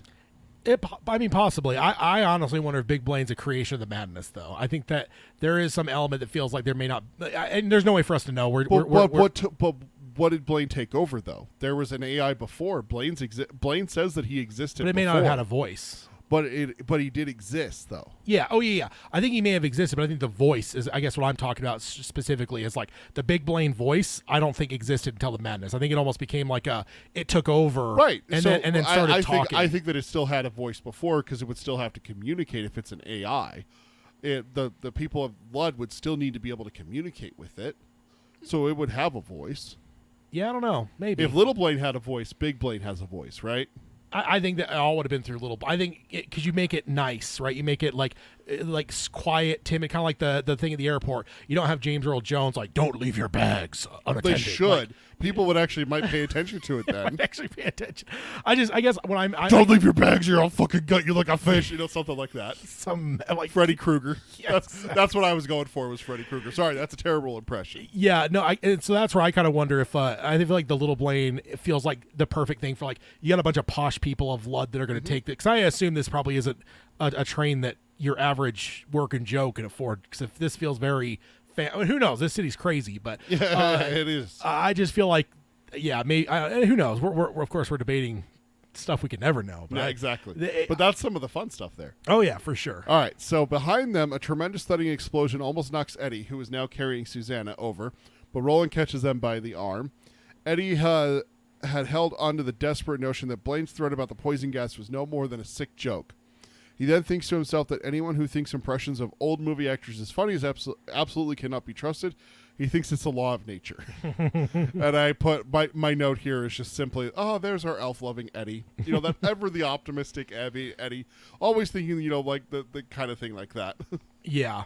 And I think that it's literally almost the same note I had earlier. I think we've totally kind of figured Eddie to be one kind of like, I feel like he's incapable of like the darker aspects of a gunslinger. Like he'll be able to, he not incapable, he's incapable of doing it at first. I feel like he has to, like instantly. he always has to like bring himself to acceptance of whatever like even like leaving the people of River Crossing. He was the one that was objecting the hardest, where it's like, come on man, we got to help them and stuff. And then Roland had to explain to him, like, if we help them this one thing, then tomorrow we'll find something else to help them with, and something else to help them with, and like, we'll be here forever type thing. Right, exactly. But I just feel like Eddie's will come to the right choice, but I feel like he's got to kind of be dragged a tiny bit, because whatever. And I think this is the same kind of thing. He's like, well, yeah, maybe it's just a bluff, basically. Yeah. Blaine's bluffing.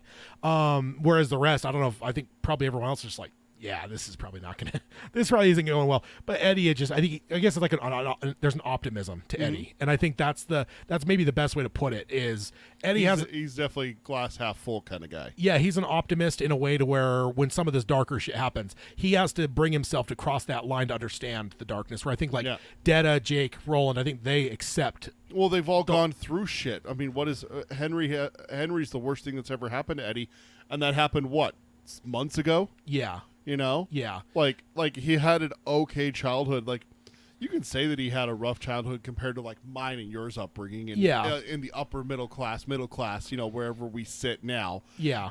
But Eddie was lower class. He was absolutely in like the slums kind of thing, and he had like less. That. I think he had less trauma than Jake and Susanna. He had some trauma. He's lost a sister, but he doesn't remember her. He says that and everything. More of his trauma came, I think, as a young adult. Yes, like with a young adult, and Carol could back me up on this.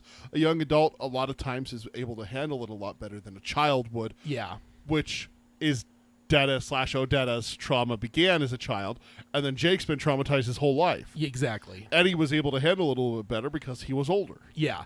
And of course, not that we're minimizing anyone's trauma here. I'm just saying that I think the trauma of the other two is far more deep. So I think that and I think Eddie was also somewhat protected. I think as bad as things got later with Henry, I do think Henry protected Eddie as much as he could. Oh, he absolutely did. And shielded him from as much as he could. So I feel like Eddie was almost like the frog in the pot with things, and the trouble slowly built, and before he knew it, he was injecting with not that he was a victim of it, but I think he made choices, but I don't think that I just think he. But before Henry, he had his mom protecting him. His mom protecting him. Henry's protecting him too. Yeah. I just think that he probably has dealt with less trauma, so that maybe brings that element of he has a little bit more of a sunny disposition of things. It's like, oh yeah, Blaine's just he has to be joking, or there has to be helpful elves in this city, because I've seen that in movies. Like he constantly has this like. Mm-hmm. This optimism, because he hasn't had to deal with the dark side nearly as much. Yeah, whereas maybe the other two, and Roland as well. We've seen Roland deal with some pretty dark shit. Yeah, I think they start at negative, where it's just like, okay, what's the worst possible thing? That's what's going to happen. and probably something worse than that too. And Jake, has Stephen King as his god, so poor guy. Yes, so he should expect the absolute worst. From what we've seen so far. So going on here, so that's that note. And then my next note, did you think like Eddie at all the first time reading it? Did you think that Lud was doomed, or did you hold out some hope that maybe Blaine was bluffing? Oh no, I knew it was doomed, because we were down in the bowels with Roland and Jake. Eddie wasn't. Yeah. Eddie didn't see that. Roland and Jake did. They saw the bank of TV monitors. They know that people are committing mass suicide because they know what's coming and everything like that. Yeah. I knew that this was about to be a very bad place to be. I alive. had like a 2% part of my mind that was like, maybe, really? Maybe, like, I mean, they're already all fucking killing themselves. The town would have been very, very, very bad. Maybe it's almost even a mercy to just release the gas at a certain point. But I did kind of wonder if maybe it would turn into a thing because so, like I said, he's tricksy, man. Tell everyone that whatever, and then once they get on and they start going, it's, actually, never mind. Because I did think, like, everything we've been told, I think we can distrust him a bit. And I kind of wondered that 2% of my mind wondered if that was just what he was doing to lure them on the train, get them on there, get them locked in, start going. And it's like, actually, I changed my mind. There is going to be no gas. There was no gas to begin with. But that is something that helps push them onto that train. Got to move the story forward, right? Well, and also for him, like, I don't know what his... I mean, get them where I want them to be. I don't know what his motives are at the first time reading, but I remember thinking, like, he probably wants... I mean, he wants the riddles. We know that at least. Yeah. But it's just like... He wants them, and they want to go. Yeah. And Roland already convinced him that he has to give them something, so he's like, "Oh, okay, so that's what I'll give them in exchange for what I want from them." Yeah. Is it just the riddles, or is it more? Stay tuned to find out. But it's also, kind of thing. I think it's like the sales tactic. One of the biggest thing with salespeople is they put some kind of like time thing where it's like, somebody else is coming to look at this car. That's what spam people do now. Like the people who are using like the scam emails are like, this is critical that you respond immediately. Click on this link. And it's like, oh God, I got to, otherwise my bank account's going to be locked. And then you click and then you're fucked. Yeah, exactly. And they put that time pressure on there, and it is a psychological thing. Is that when you add a time crunch thing, all of a sudden people are just like, yeah. I mean, how many sales do you see online where it gives you a countdown of how long the sale's lasting? Memorial Day weekend sale. Yeah, even if it's like 5 more days of the sale. I mean, I just saw one for Nintendo where because of Mario Day, up through the 23rd of this month, they've got some sale on their games. And it's like, I got to go quick. Yeah, so I just kind of, there was that 2% of my mind that just wondered if like, maybe he's foreseeing them maybe stopping for a second going, wait a minute. Especially Jake that could chime in and go, I don't know if we should. I mean, I know Jake's already kind of been saying we have to get on the train, unfortunately. But I wonder if that's where my 2% was wondering, was like maybe he's concerned that once they're there could be kind of a debate of, wait, should we actually get on here? And he wants to just stop that. And the best way to do it is have a threat of fucking the end of days to get them on there. So that was my 2%. But most of me was like, it's probably fucked. But like, that's interesting because I'm usually the optimist. You're usually the pessimist. But I was like, nope, they are fucked. Like I was 100% convinced. Like the crazy train told me so. I'm seeing the results of it. Yep, we got to go. I wish I had a button for Ozzy's Crazy Train to play right here. All right, so the section of hull slides back into place and the air begins to gently hiss from hidden vents. Obviously, they've already boarded. I don't know if I actually covered that or not, but they've boarded. And Jake feels his ears pop gently and says he thinks that the blade cap pressurized the cabin. Eddie says he felt it too and says it looks like, look at this place. Eddie describes reading about a luxury 727 that went from New York to L.A. and how it had a drawing room, bar, video lounge, sleeper compartments. He imagines the airplane looked something like this. They are in a long tubular room around 80 feet long. There's an area that isn't just a bar. It's more like a cozy bistro. A place with an instrument looking like a harpsichord. Yeah. And a pedestal with a spotlight and everything. Indirect lighting glowing from panels placed high up on the walls. And then there's a chandelier. To Jake, it looks like a smaller replica of the one that was laid in ruins in the mansion. But the piece of the Pierre de la Resistance, I couldn't figure out how to do the little slashy things in our notes. So I missed that. The only way I know is to copy it from somewhere. Unfortunately, you can't copy from Kindle. Yeah, you can. I've tried, and you can't copy from Kindle into How are you our notes. How are you accessing Kindle? Kindle Reader, the website. Okay, I use the app, and I can copy. The app keeps crashing for me. I use the app and I copy. The only thing though is it builds in a whole thing where it gives you like the from Stephen King's The Wastelands and Kindle edition. Because I actually just had one on the Dark Tower subreddit discussing the pronunciation of Cuthbert's name. And somebody saying it was wrong, and I pulled up a specific part that actually shows in the text how it's pronounced, and I copied it right on my Kindle and pasted it in there. Like not trying to do it. I told you so, but it was just more of a hey. I think everyone forgets this. It says it right here. Yeah. But go on. But anyways, below the pedestal and below on a pedestal below said chandelier is an ice sculpture of a gunslinger, revolver in his left hand, in the right hand, which is missing the accurate fingers. Eddie notices to match. Roland is holding the bridle of an ice horse. To Jake, Eddie, and Susanna, the resemblance to Roland was remarkable. Blaine says he had to work fast, sounding modest, and asks if it does anything for them. Susanna says it's absolutely amazing. He thanks her.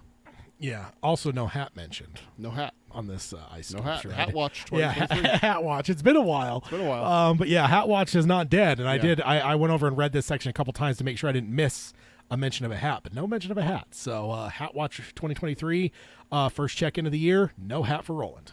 Yeah.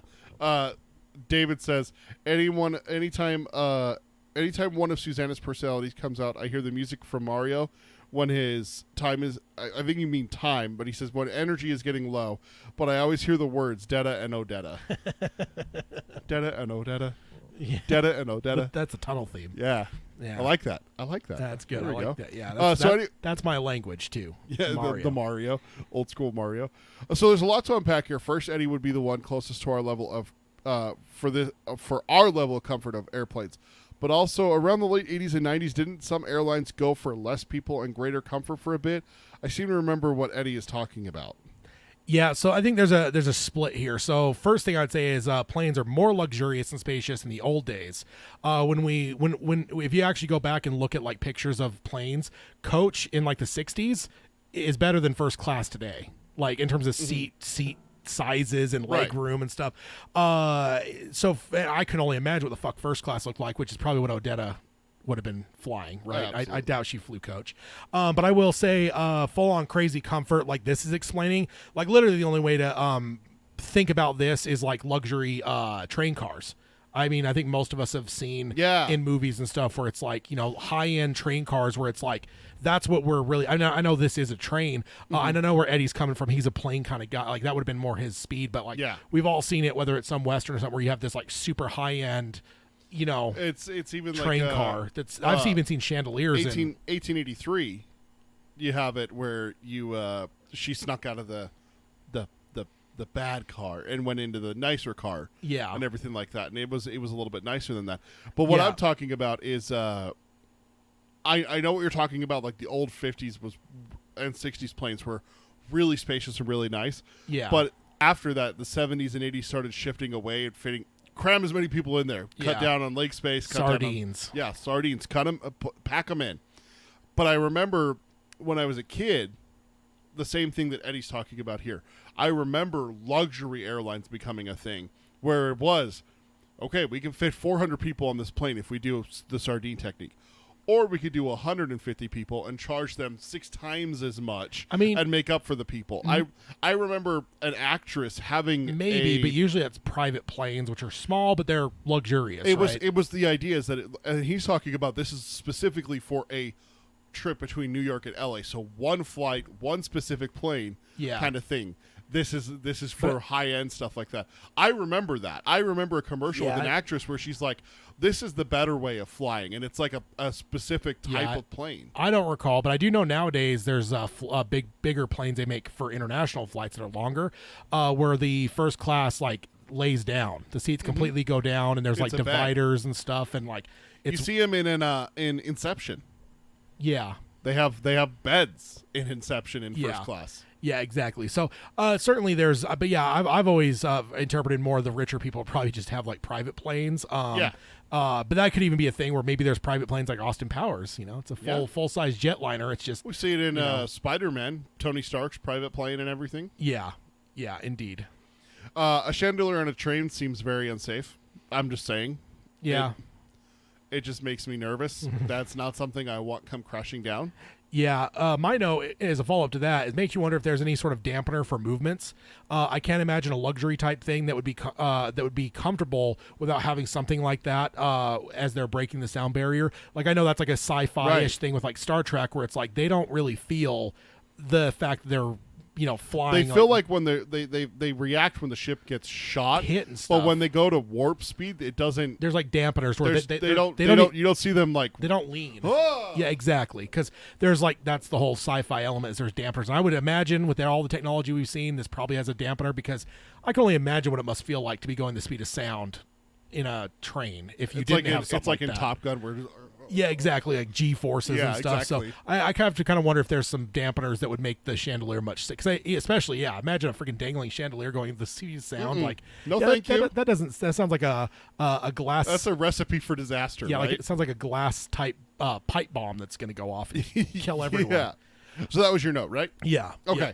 Jake is thinking about Dutch Hill when he says the mansion, right? Yeah. Okay. I just wanted to make sure because he's always called it Dutch Hill, and now it's being called the mansion. So I was a little confused. That is on different. that. Yeah. That is. I just different. wanted to make sure that I wasn't crazy in that. No, I mean you might be crazy. Well, that's true. but Blaine making a freaking ice sculpture of Roland while they're figuring out his riddle. Dude, that's just insane to and wrap think about your the head small around. amount of time too, Yeah. right? Like there was 10 minutes. less than an hour, right? Way less than an hour. That like from the time that he met Roland. first laid eyes on Roland. I like the air quotes, eyes. Although he does have eyes, he's always watching from all different areas. Yeah, but remember, Roland reminded us it's not a him. I mean, it. that's Roland, but Blaine is a pain, and it's but consider, let's call it 10, 20 minutes. The time it took from the moment that he first laid eyes on Roland to the point With, that like, Roland, the sphere. by the time, or I guess 10 minutes there. So let's call it about an hour from the point when he first saw Roland underneath. He saw Roland actually. Did he see Roland the second he came walking into Lud? Crossing Maybe. the bridge? Maybe. Like, has he been watching since... Oh, dude, that's a creepy Always thought. watching. Yeah, when did Blaine start watching and deciding, what's going on? What are these...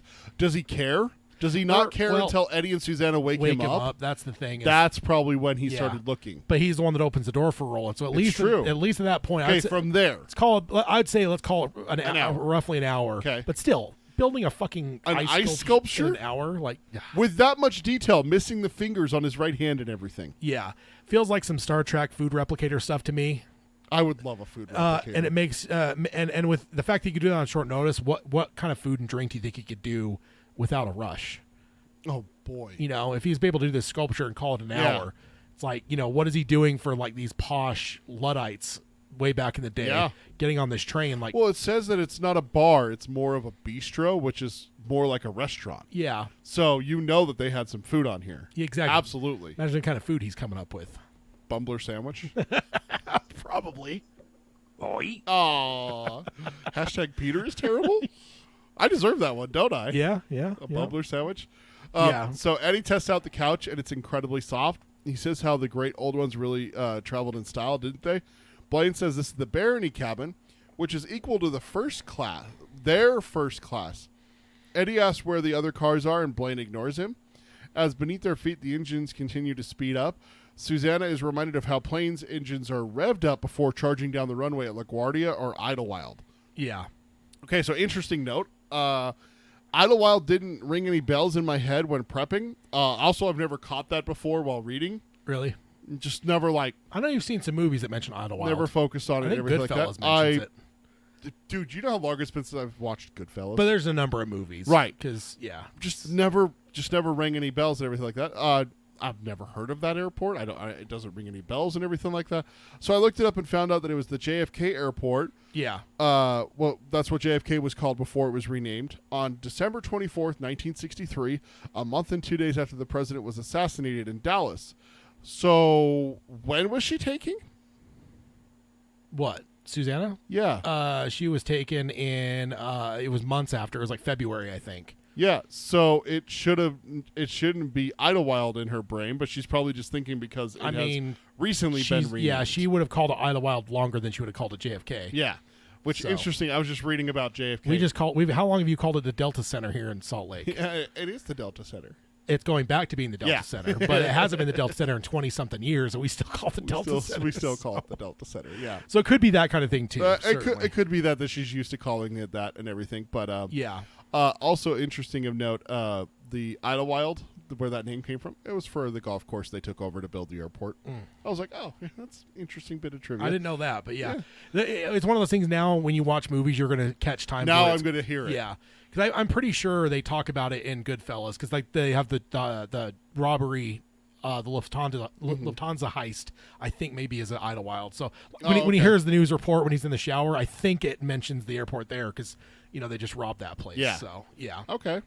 Also, why does Blade know that we call it first class? Does he have knowledge of other worlds? I mean, we've kind of had hint of this as well with actors and actresses' impressions. Yeah. But it's still just concerning that he knows like that kind of minute details. Remember though, Like literally points out the difference that we call it barony cabin, but you would call it first class. yeah, but remember he quizzed them when they said they were from New York. I know. It's just So he does know. Yeah. yeah. So it's just it's just weird that he knows this. You know. Yeah. And that's why what my notes try to say is like that is just weird that he knows all that. Yeah. Oh, it is. It's unsettling, but yeah. Blaine seems to know a lot about our world. I know, right?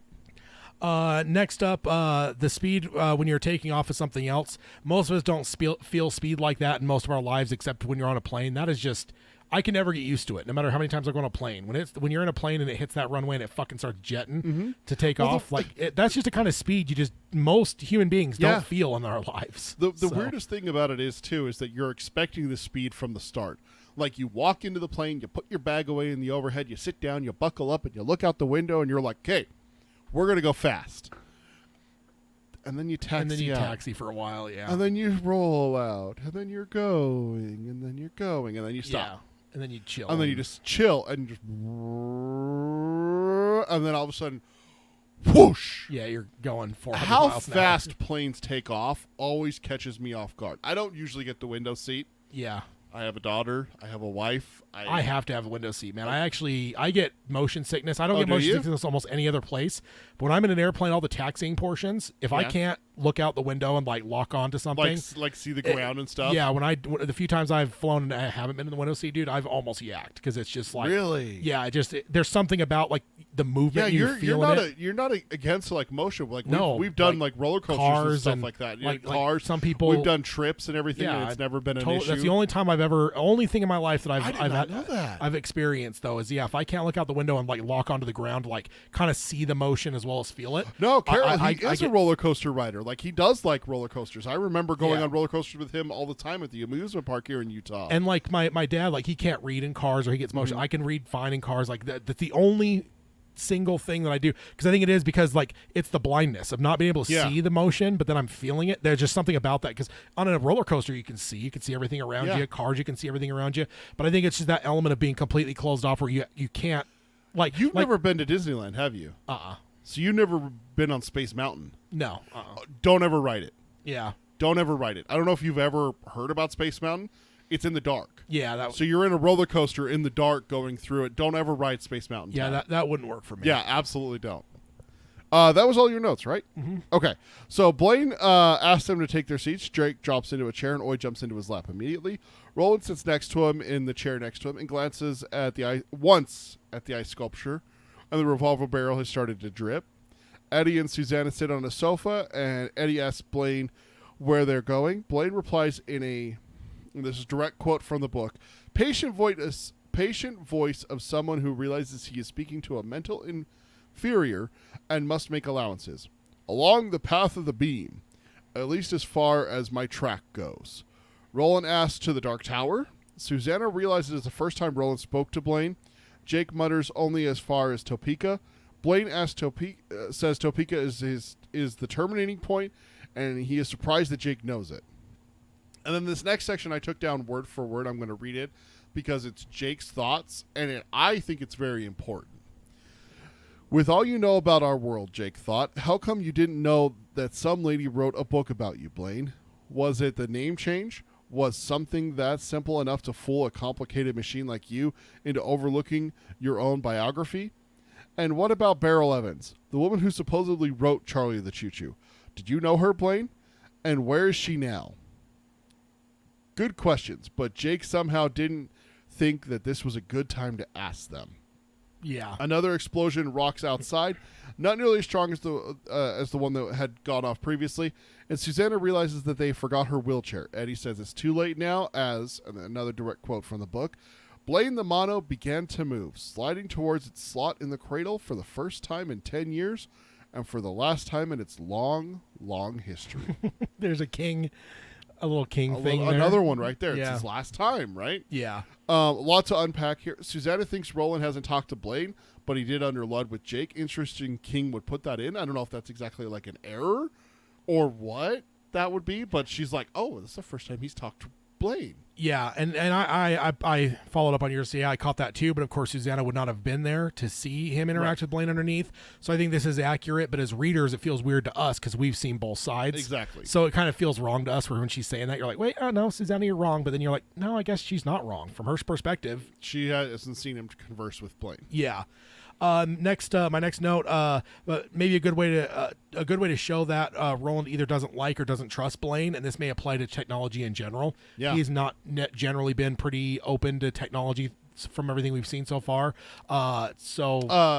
Jake showed him his watch, and he's like, doesn't care. Doesn't even really care. Yeah. So I just think that it's interesting to show Roland just like meh. Is very. Everyone else seems to be taking everything in, and he just seems to be like matter of fact. So kind of cool. Yeah. Topeka is from our world. How is the termination point in Topeka?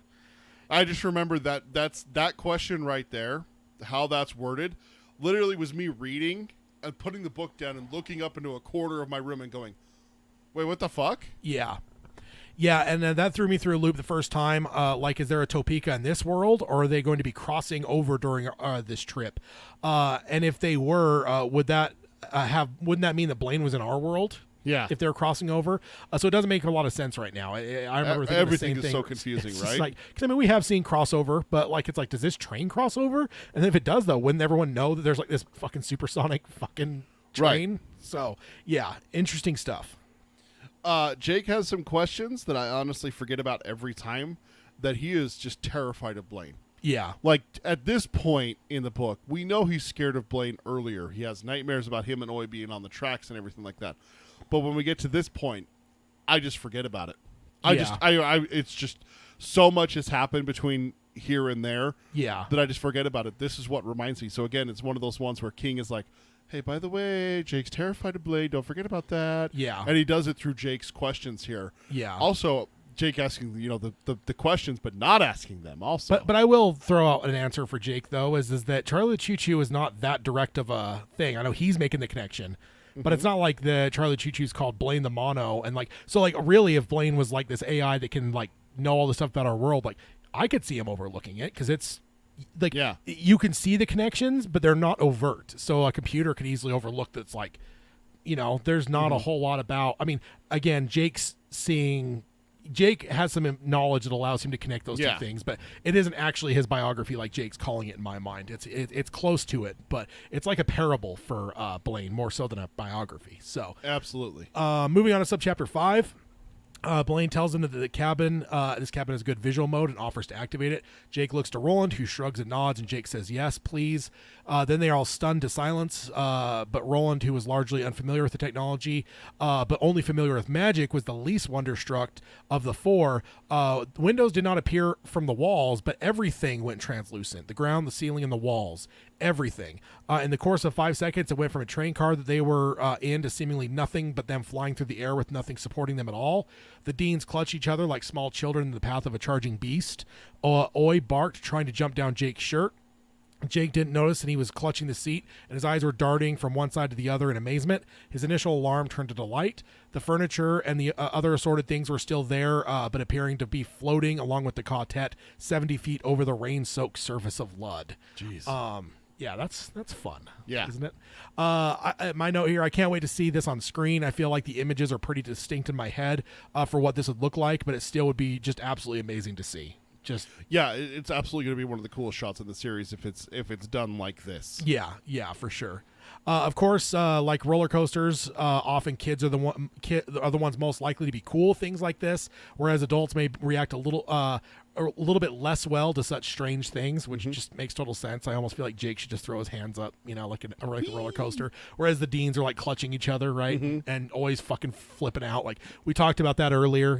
I mentioned like I wish we would have had a little sentence about Oi getting on that conveyor belt because animals don't take to weird things like that are like where we just take them in course outside of nature. Yeah, exactly. I've seen like videos like dogs with like moving sidewalks and stuff like. Have you ever seen the dogs on the glass floors? Yeah. Where you're up over a high place, the dogs like won't walk on it. To be fair, a lot of people can't handle that. Little kids do it too. Yeah. Yeah. Also, poor Oi. We mentioned it, but animals have issues here. I can only imagine just how fucking flipped he is. Like, right? Like the rest of them can like kind of understand what's going on, but dude, he doesn't fucking know. If all he knows, like this train could be literally melting, and he's about to fall 70 feet to the ground, right? Like, and that it's falling apart around him, and he's going to plummet to his death. Yeah, poor little guy. Jake could feel the carpet but that was invisible beneath his feet. He looked back and could see a dark slot in the stone flank of the cradle vanishing in the distance as they moved away. He called to the Deans to check this out and stood up, holding Oi in his shirt and walking on what appeared to be thin air. The visuals were tough at first, but once he began to walk and his feet could feel the ground, it made it easier for him to handle. Eddie moaned for Jake not to do that and says he was going to make him throw up. Jake took Oi out of his shirt and told him it was okay and set him down. Oi tried, but the second he looked down and saw the city below, he jumped on Jake's feet. Jake looked ahead and saw the tracks, Jake looked ahead and saw the track and realized that he could not see it below him and asked why. Blaine explained that the images were computer generated and the tracks were erased from the image to make the view more pleasant and to reinforce the feeling of flying. Susanna was then finally warming to it and said that she felt like it was a magic carpet, and she was expecting for the wind to blow through her hair, and Blaine offered that sensation as well as some moisture to help reflect the current weather, but said that it might require a change of clothes. She said that's all right, and that would be taking the image too far. Jake saw the train moving past what looked like Wall Street in New York, and the track then went under an elevated road, and as they cleared that, they could see purple cloud and crowds of people fleeing from it.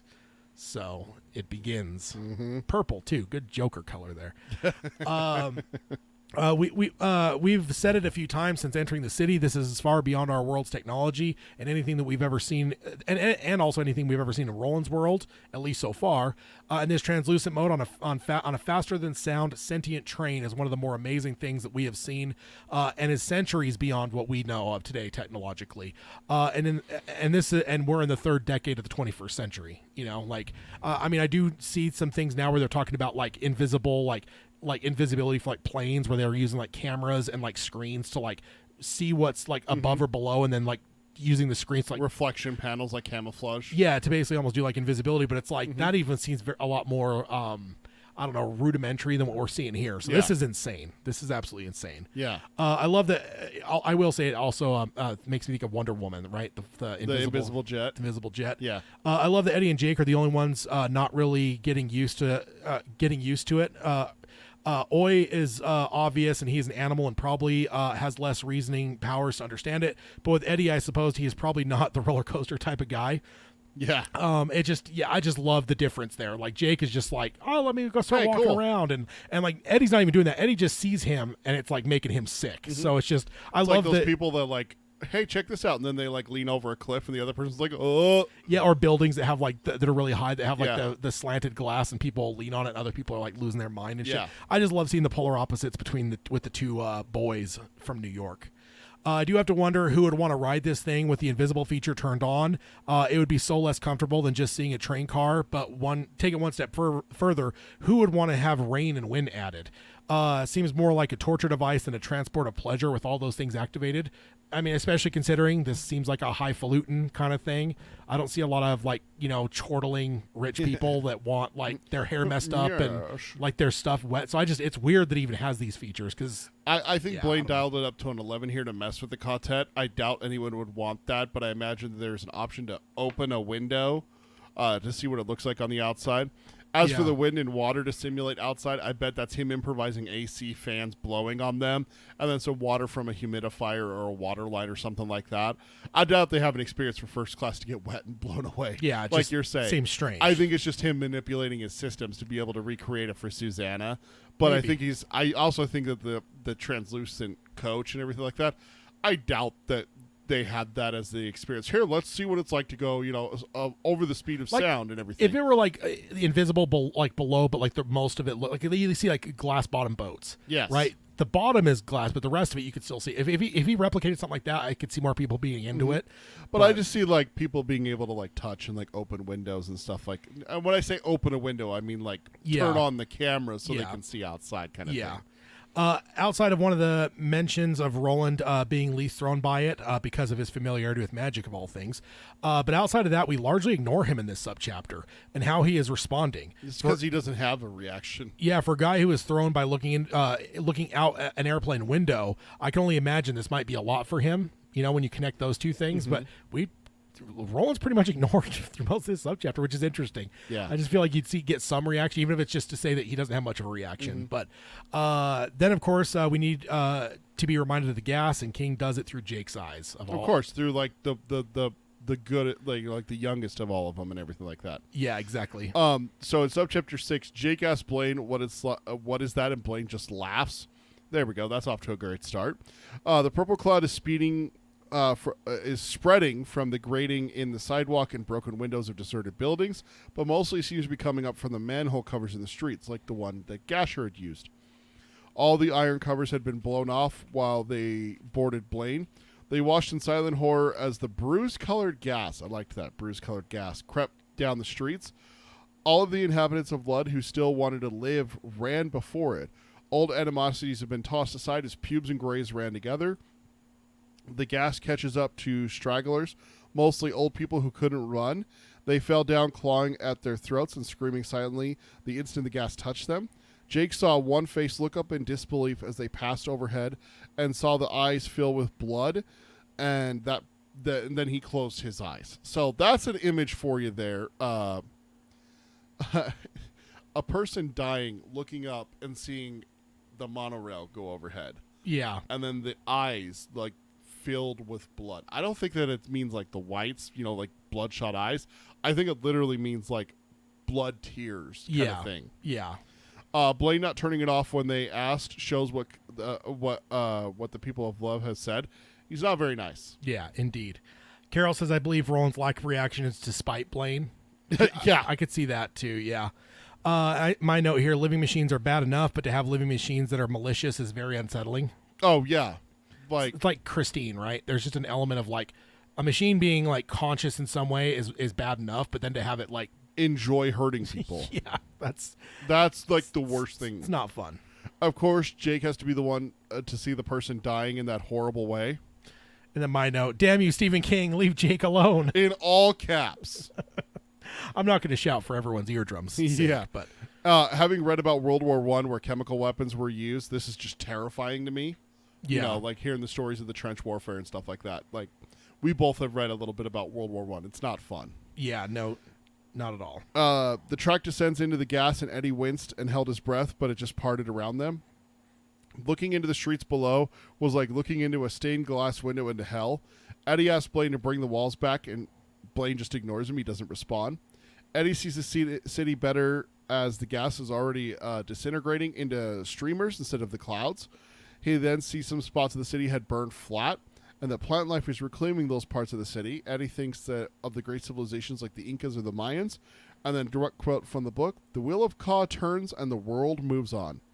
I totally get Eddie trying to hold his breath despite knowing that he is safe. Oh, yeah. Yeah. Like, that's...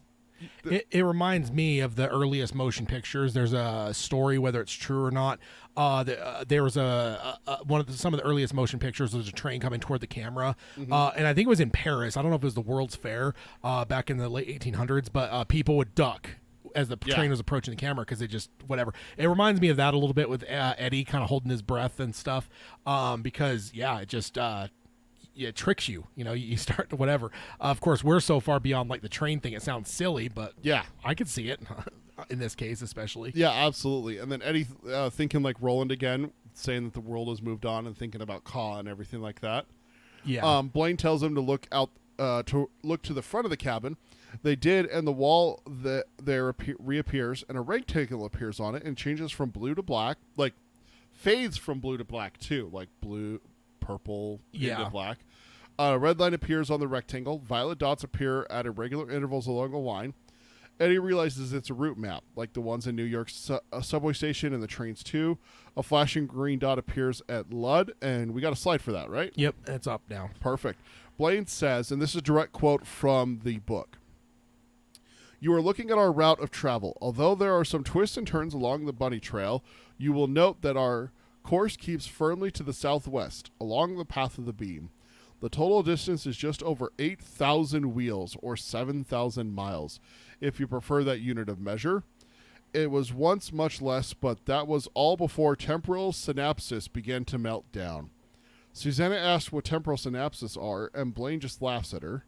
Blaine then says that they will reach the termination point in 8 hours and 45 minutes.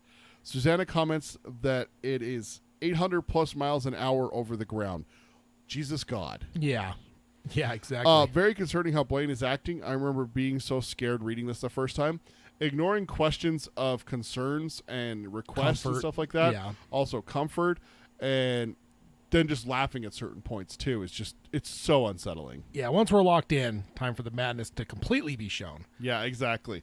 Just for the sake of record keeping, as of 2023, the fastest train ever made is the Shanghai Maglev, 460 kilometers per hour, or 286 miles per hour in China. So we're talking something that is 4 times as fast? No, 2, 4, 6, 800. Yeah. So, yeah, it's Four like times as fast, So yeah. I do have a couple slides to give an idea of what 7,000 miles looks like. I actually cool. I found a story of some lady that walked 7,000 miles through the country, and it's on the screen right now. Shows you. I mean, she starts up in like Canada, actually, traveled all the way down the eastern seaboard, all the way across the southern part of the United States through Texas and Arizona, New Mexico, up to California. And yes, it's a lot. That's a long ways. That is a long. Also, wanted to grab just a straight line, closer to a straight line of what 7,000 miles looks like. Salt Lake City to Cairo is about 7,000 miles. Jeez. And because Google only shows you flights, it does show you that's an 18-hour flight. Holy With cow. an airplane. So he's doing that in basically 9 hours. What would be an 18-hour flight. So Holy cow. that's a long way. I found another one that was like north to south. I think it was like Brussels to like Buenos Aires. But of course the map is distorted north and south. So I figured across would be more reflective of what East-west. 7,000 would look like. So that's a lot. Blaine then tells them that the estimates, of course, is if the trackage is still intact. It has been 9 years and 5 months since he bothered to make a run, so he can't be sure. Ahead, the wall of the southeastern part of the city comes into view. It is very high and very eroded, with rubble all over the top of it. It appeared to be covered in thousands upon thousands of skeletons. The party there were the part that they were headed towards appeared to be very dark, as if someone had tried to burn or blow it up. Eddie asks Blaine what happens if they get to a part where the track is gone, and direct quote from the book, at 800 miles an hour, Blaine sounded amused. "See you later, alligator. After a while, crocodile. Don't forget to write." My note here, uh-oh. Is it ever a good sign when skeletons are strung up like that? No, usually not. Yeah. Usually that's pretty. Oh well, unless it's Halloween time. You don't use real skeletons for that, Tad. No, I like one of those like giant 12-foot skeletons. Yeah. Oh, right. There is someone, I don't remember where it's at, but I keep driving by one. They've kept it up all year, and they keep decorating it with the different times of the year. Oh, really? Like St. Patty's Day? Like hat it'd be right like now? a leprechaun, yeah. Yeah. I haven't driven by it in the last little bit, but I don't remember where it's at. But I've driven by it a few times, and they're leaving it up, and I'm like, oh, that's kind of cool. I like that. Yeah. Eddie says a sophisticated machine such as Blaine should be able to monitor the tracks for breaks. Blaine says he could have, but he blew those circuits when they started to move. Eddie is shocked. He asks why, and I like this. His face was a picture of astonishment. Blaine says it was a bit more exciting this way, isn't it? Eddie, Jake, and Suzanne exchange thunderstruck looks. Roland didn't seem to be surprised at all. Blaine tells them to look closely as they leave the city and mark what they see. They pass through the gap in the wall, and Eddie and Susanna scream in unison. Jake took one look and clapped his hands over his eyes. Oy began to bark wildly. And the direct quote from the book, Roland stared down, eyes wide, lips set in a bloodless line like a scar. Understanding filled him like bright white light. Beyond the great wall of blood, the real wastelands began. Blaine really is a pain. That's my note here. It's just Blaine really is a pain. Yeah, indeed. I had the same thought as Eddie when reading it. Surely he can sense the break in his own tracks with a massive computer that is capable of AI. Like it's like a circuit, right? If there's a circuit break in the circuit or a break in the track, it isn't even like you have to like run a diagnostic. It would just be like, oh, there's this circuit is broken, like that track's broken. I still kind of doubt that he really doesn't know. To be honest, I kind of feel Blaine knows. Yeah. That, even reading it the first time, I thought that. I'm like, there's no way he doesn't know. It's because again, I don't think it's an active. I have to look at the track. It's like a passive, like, yeah, the track's now broken on this. Or is there a path or program that he has to run to be able to tell if the track is? So probably not something that's ongoing.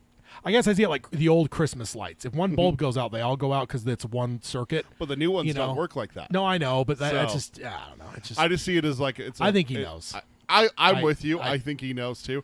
I think he ran a test before, sent a signal down the track and everything like that, like you said. Yeah. And to see if there's any, and there isn't any. So he's like, okay. Which flip. tells you a little bit about Blaine. Yeah. The fact that he's not making that clear to them shows that he is indeed a pain. He is a pain.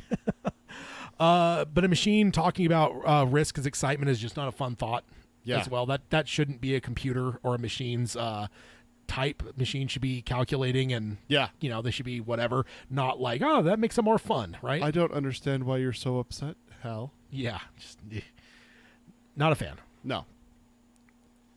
Then what do you got? You got one more? Yeah, I just remember staying up so late after reading this the first time. This whole section, I read this all in one go, like I said before. It's way past my bedtime. I think I was still in high school, so I had school the next day. I'm up at like 1, 2, 3 in the morning reading this, and then up for hours after that because I'm just like, what the fuck did I just read? You know, like, I'm like, and this was one part of it, like the eyes bleeding, everyone getting gassed and everything like that. Yeah. And then them in the wastelands and everything like that. So yeah. Indeed. Well, that is going to bring us to the spoiler section. Hit it, Let's Tad. go ahead and... Warning, spoilers ahead. Warning, spoilers ahead. Warning, spoilers ahead. Thank you, Mother. ah. No. Indeed. So let's go ahead on over to the spoiler section. I drew it down to just the question that was asked earlier. I like it. Did he ever try to hypnotize Oi for spoiler's sake? Maybe address this in the spoiler section. I believe he does, doesn't he? At the beginning, I think it's in this book, he hypnotizes him kind of like a, go in, look, come back. Oh, you think that? I think that's kind of like hypnotizing. I don't think there's later, actually a bullet instance with Oi where he hypnotizes later him. I thought there was something in like the 6 or 7 stretch where Oi gets hypnotized. Maybe We're I'm going to have to remember that. Yeah, I couldn't remember. I was wondering if you would, but I think that the go, look, come back. I feel like that might be a little bit hypnotizing. I thought that was more of just like boy. Get through him because he's a dense animal. So. You stop that. It's like a dog, right? You just got to make sure they understand the assignment and stuff. But I just thought there was something later. Maybe I'm forgetting. Whatever. I do think this year is a reread for Dark Tower. Oh year. yeah, so it's coming up for me too. Yeah. I don't know if we covered this, but Carol says I believe Roland's lack of reaction. Yeah, I covered it. Okay. Yeah, indeed.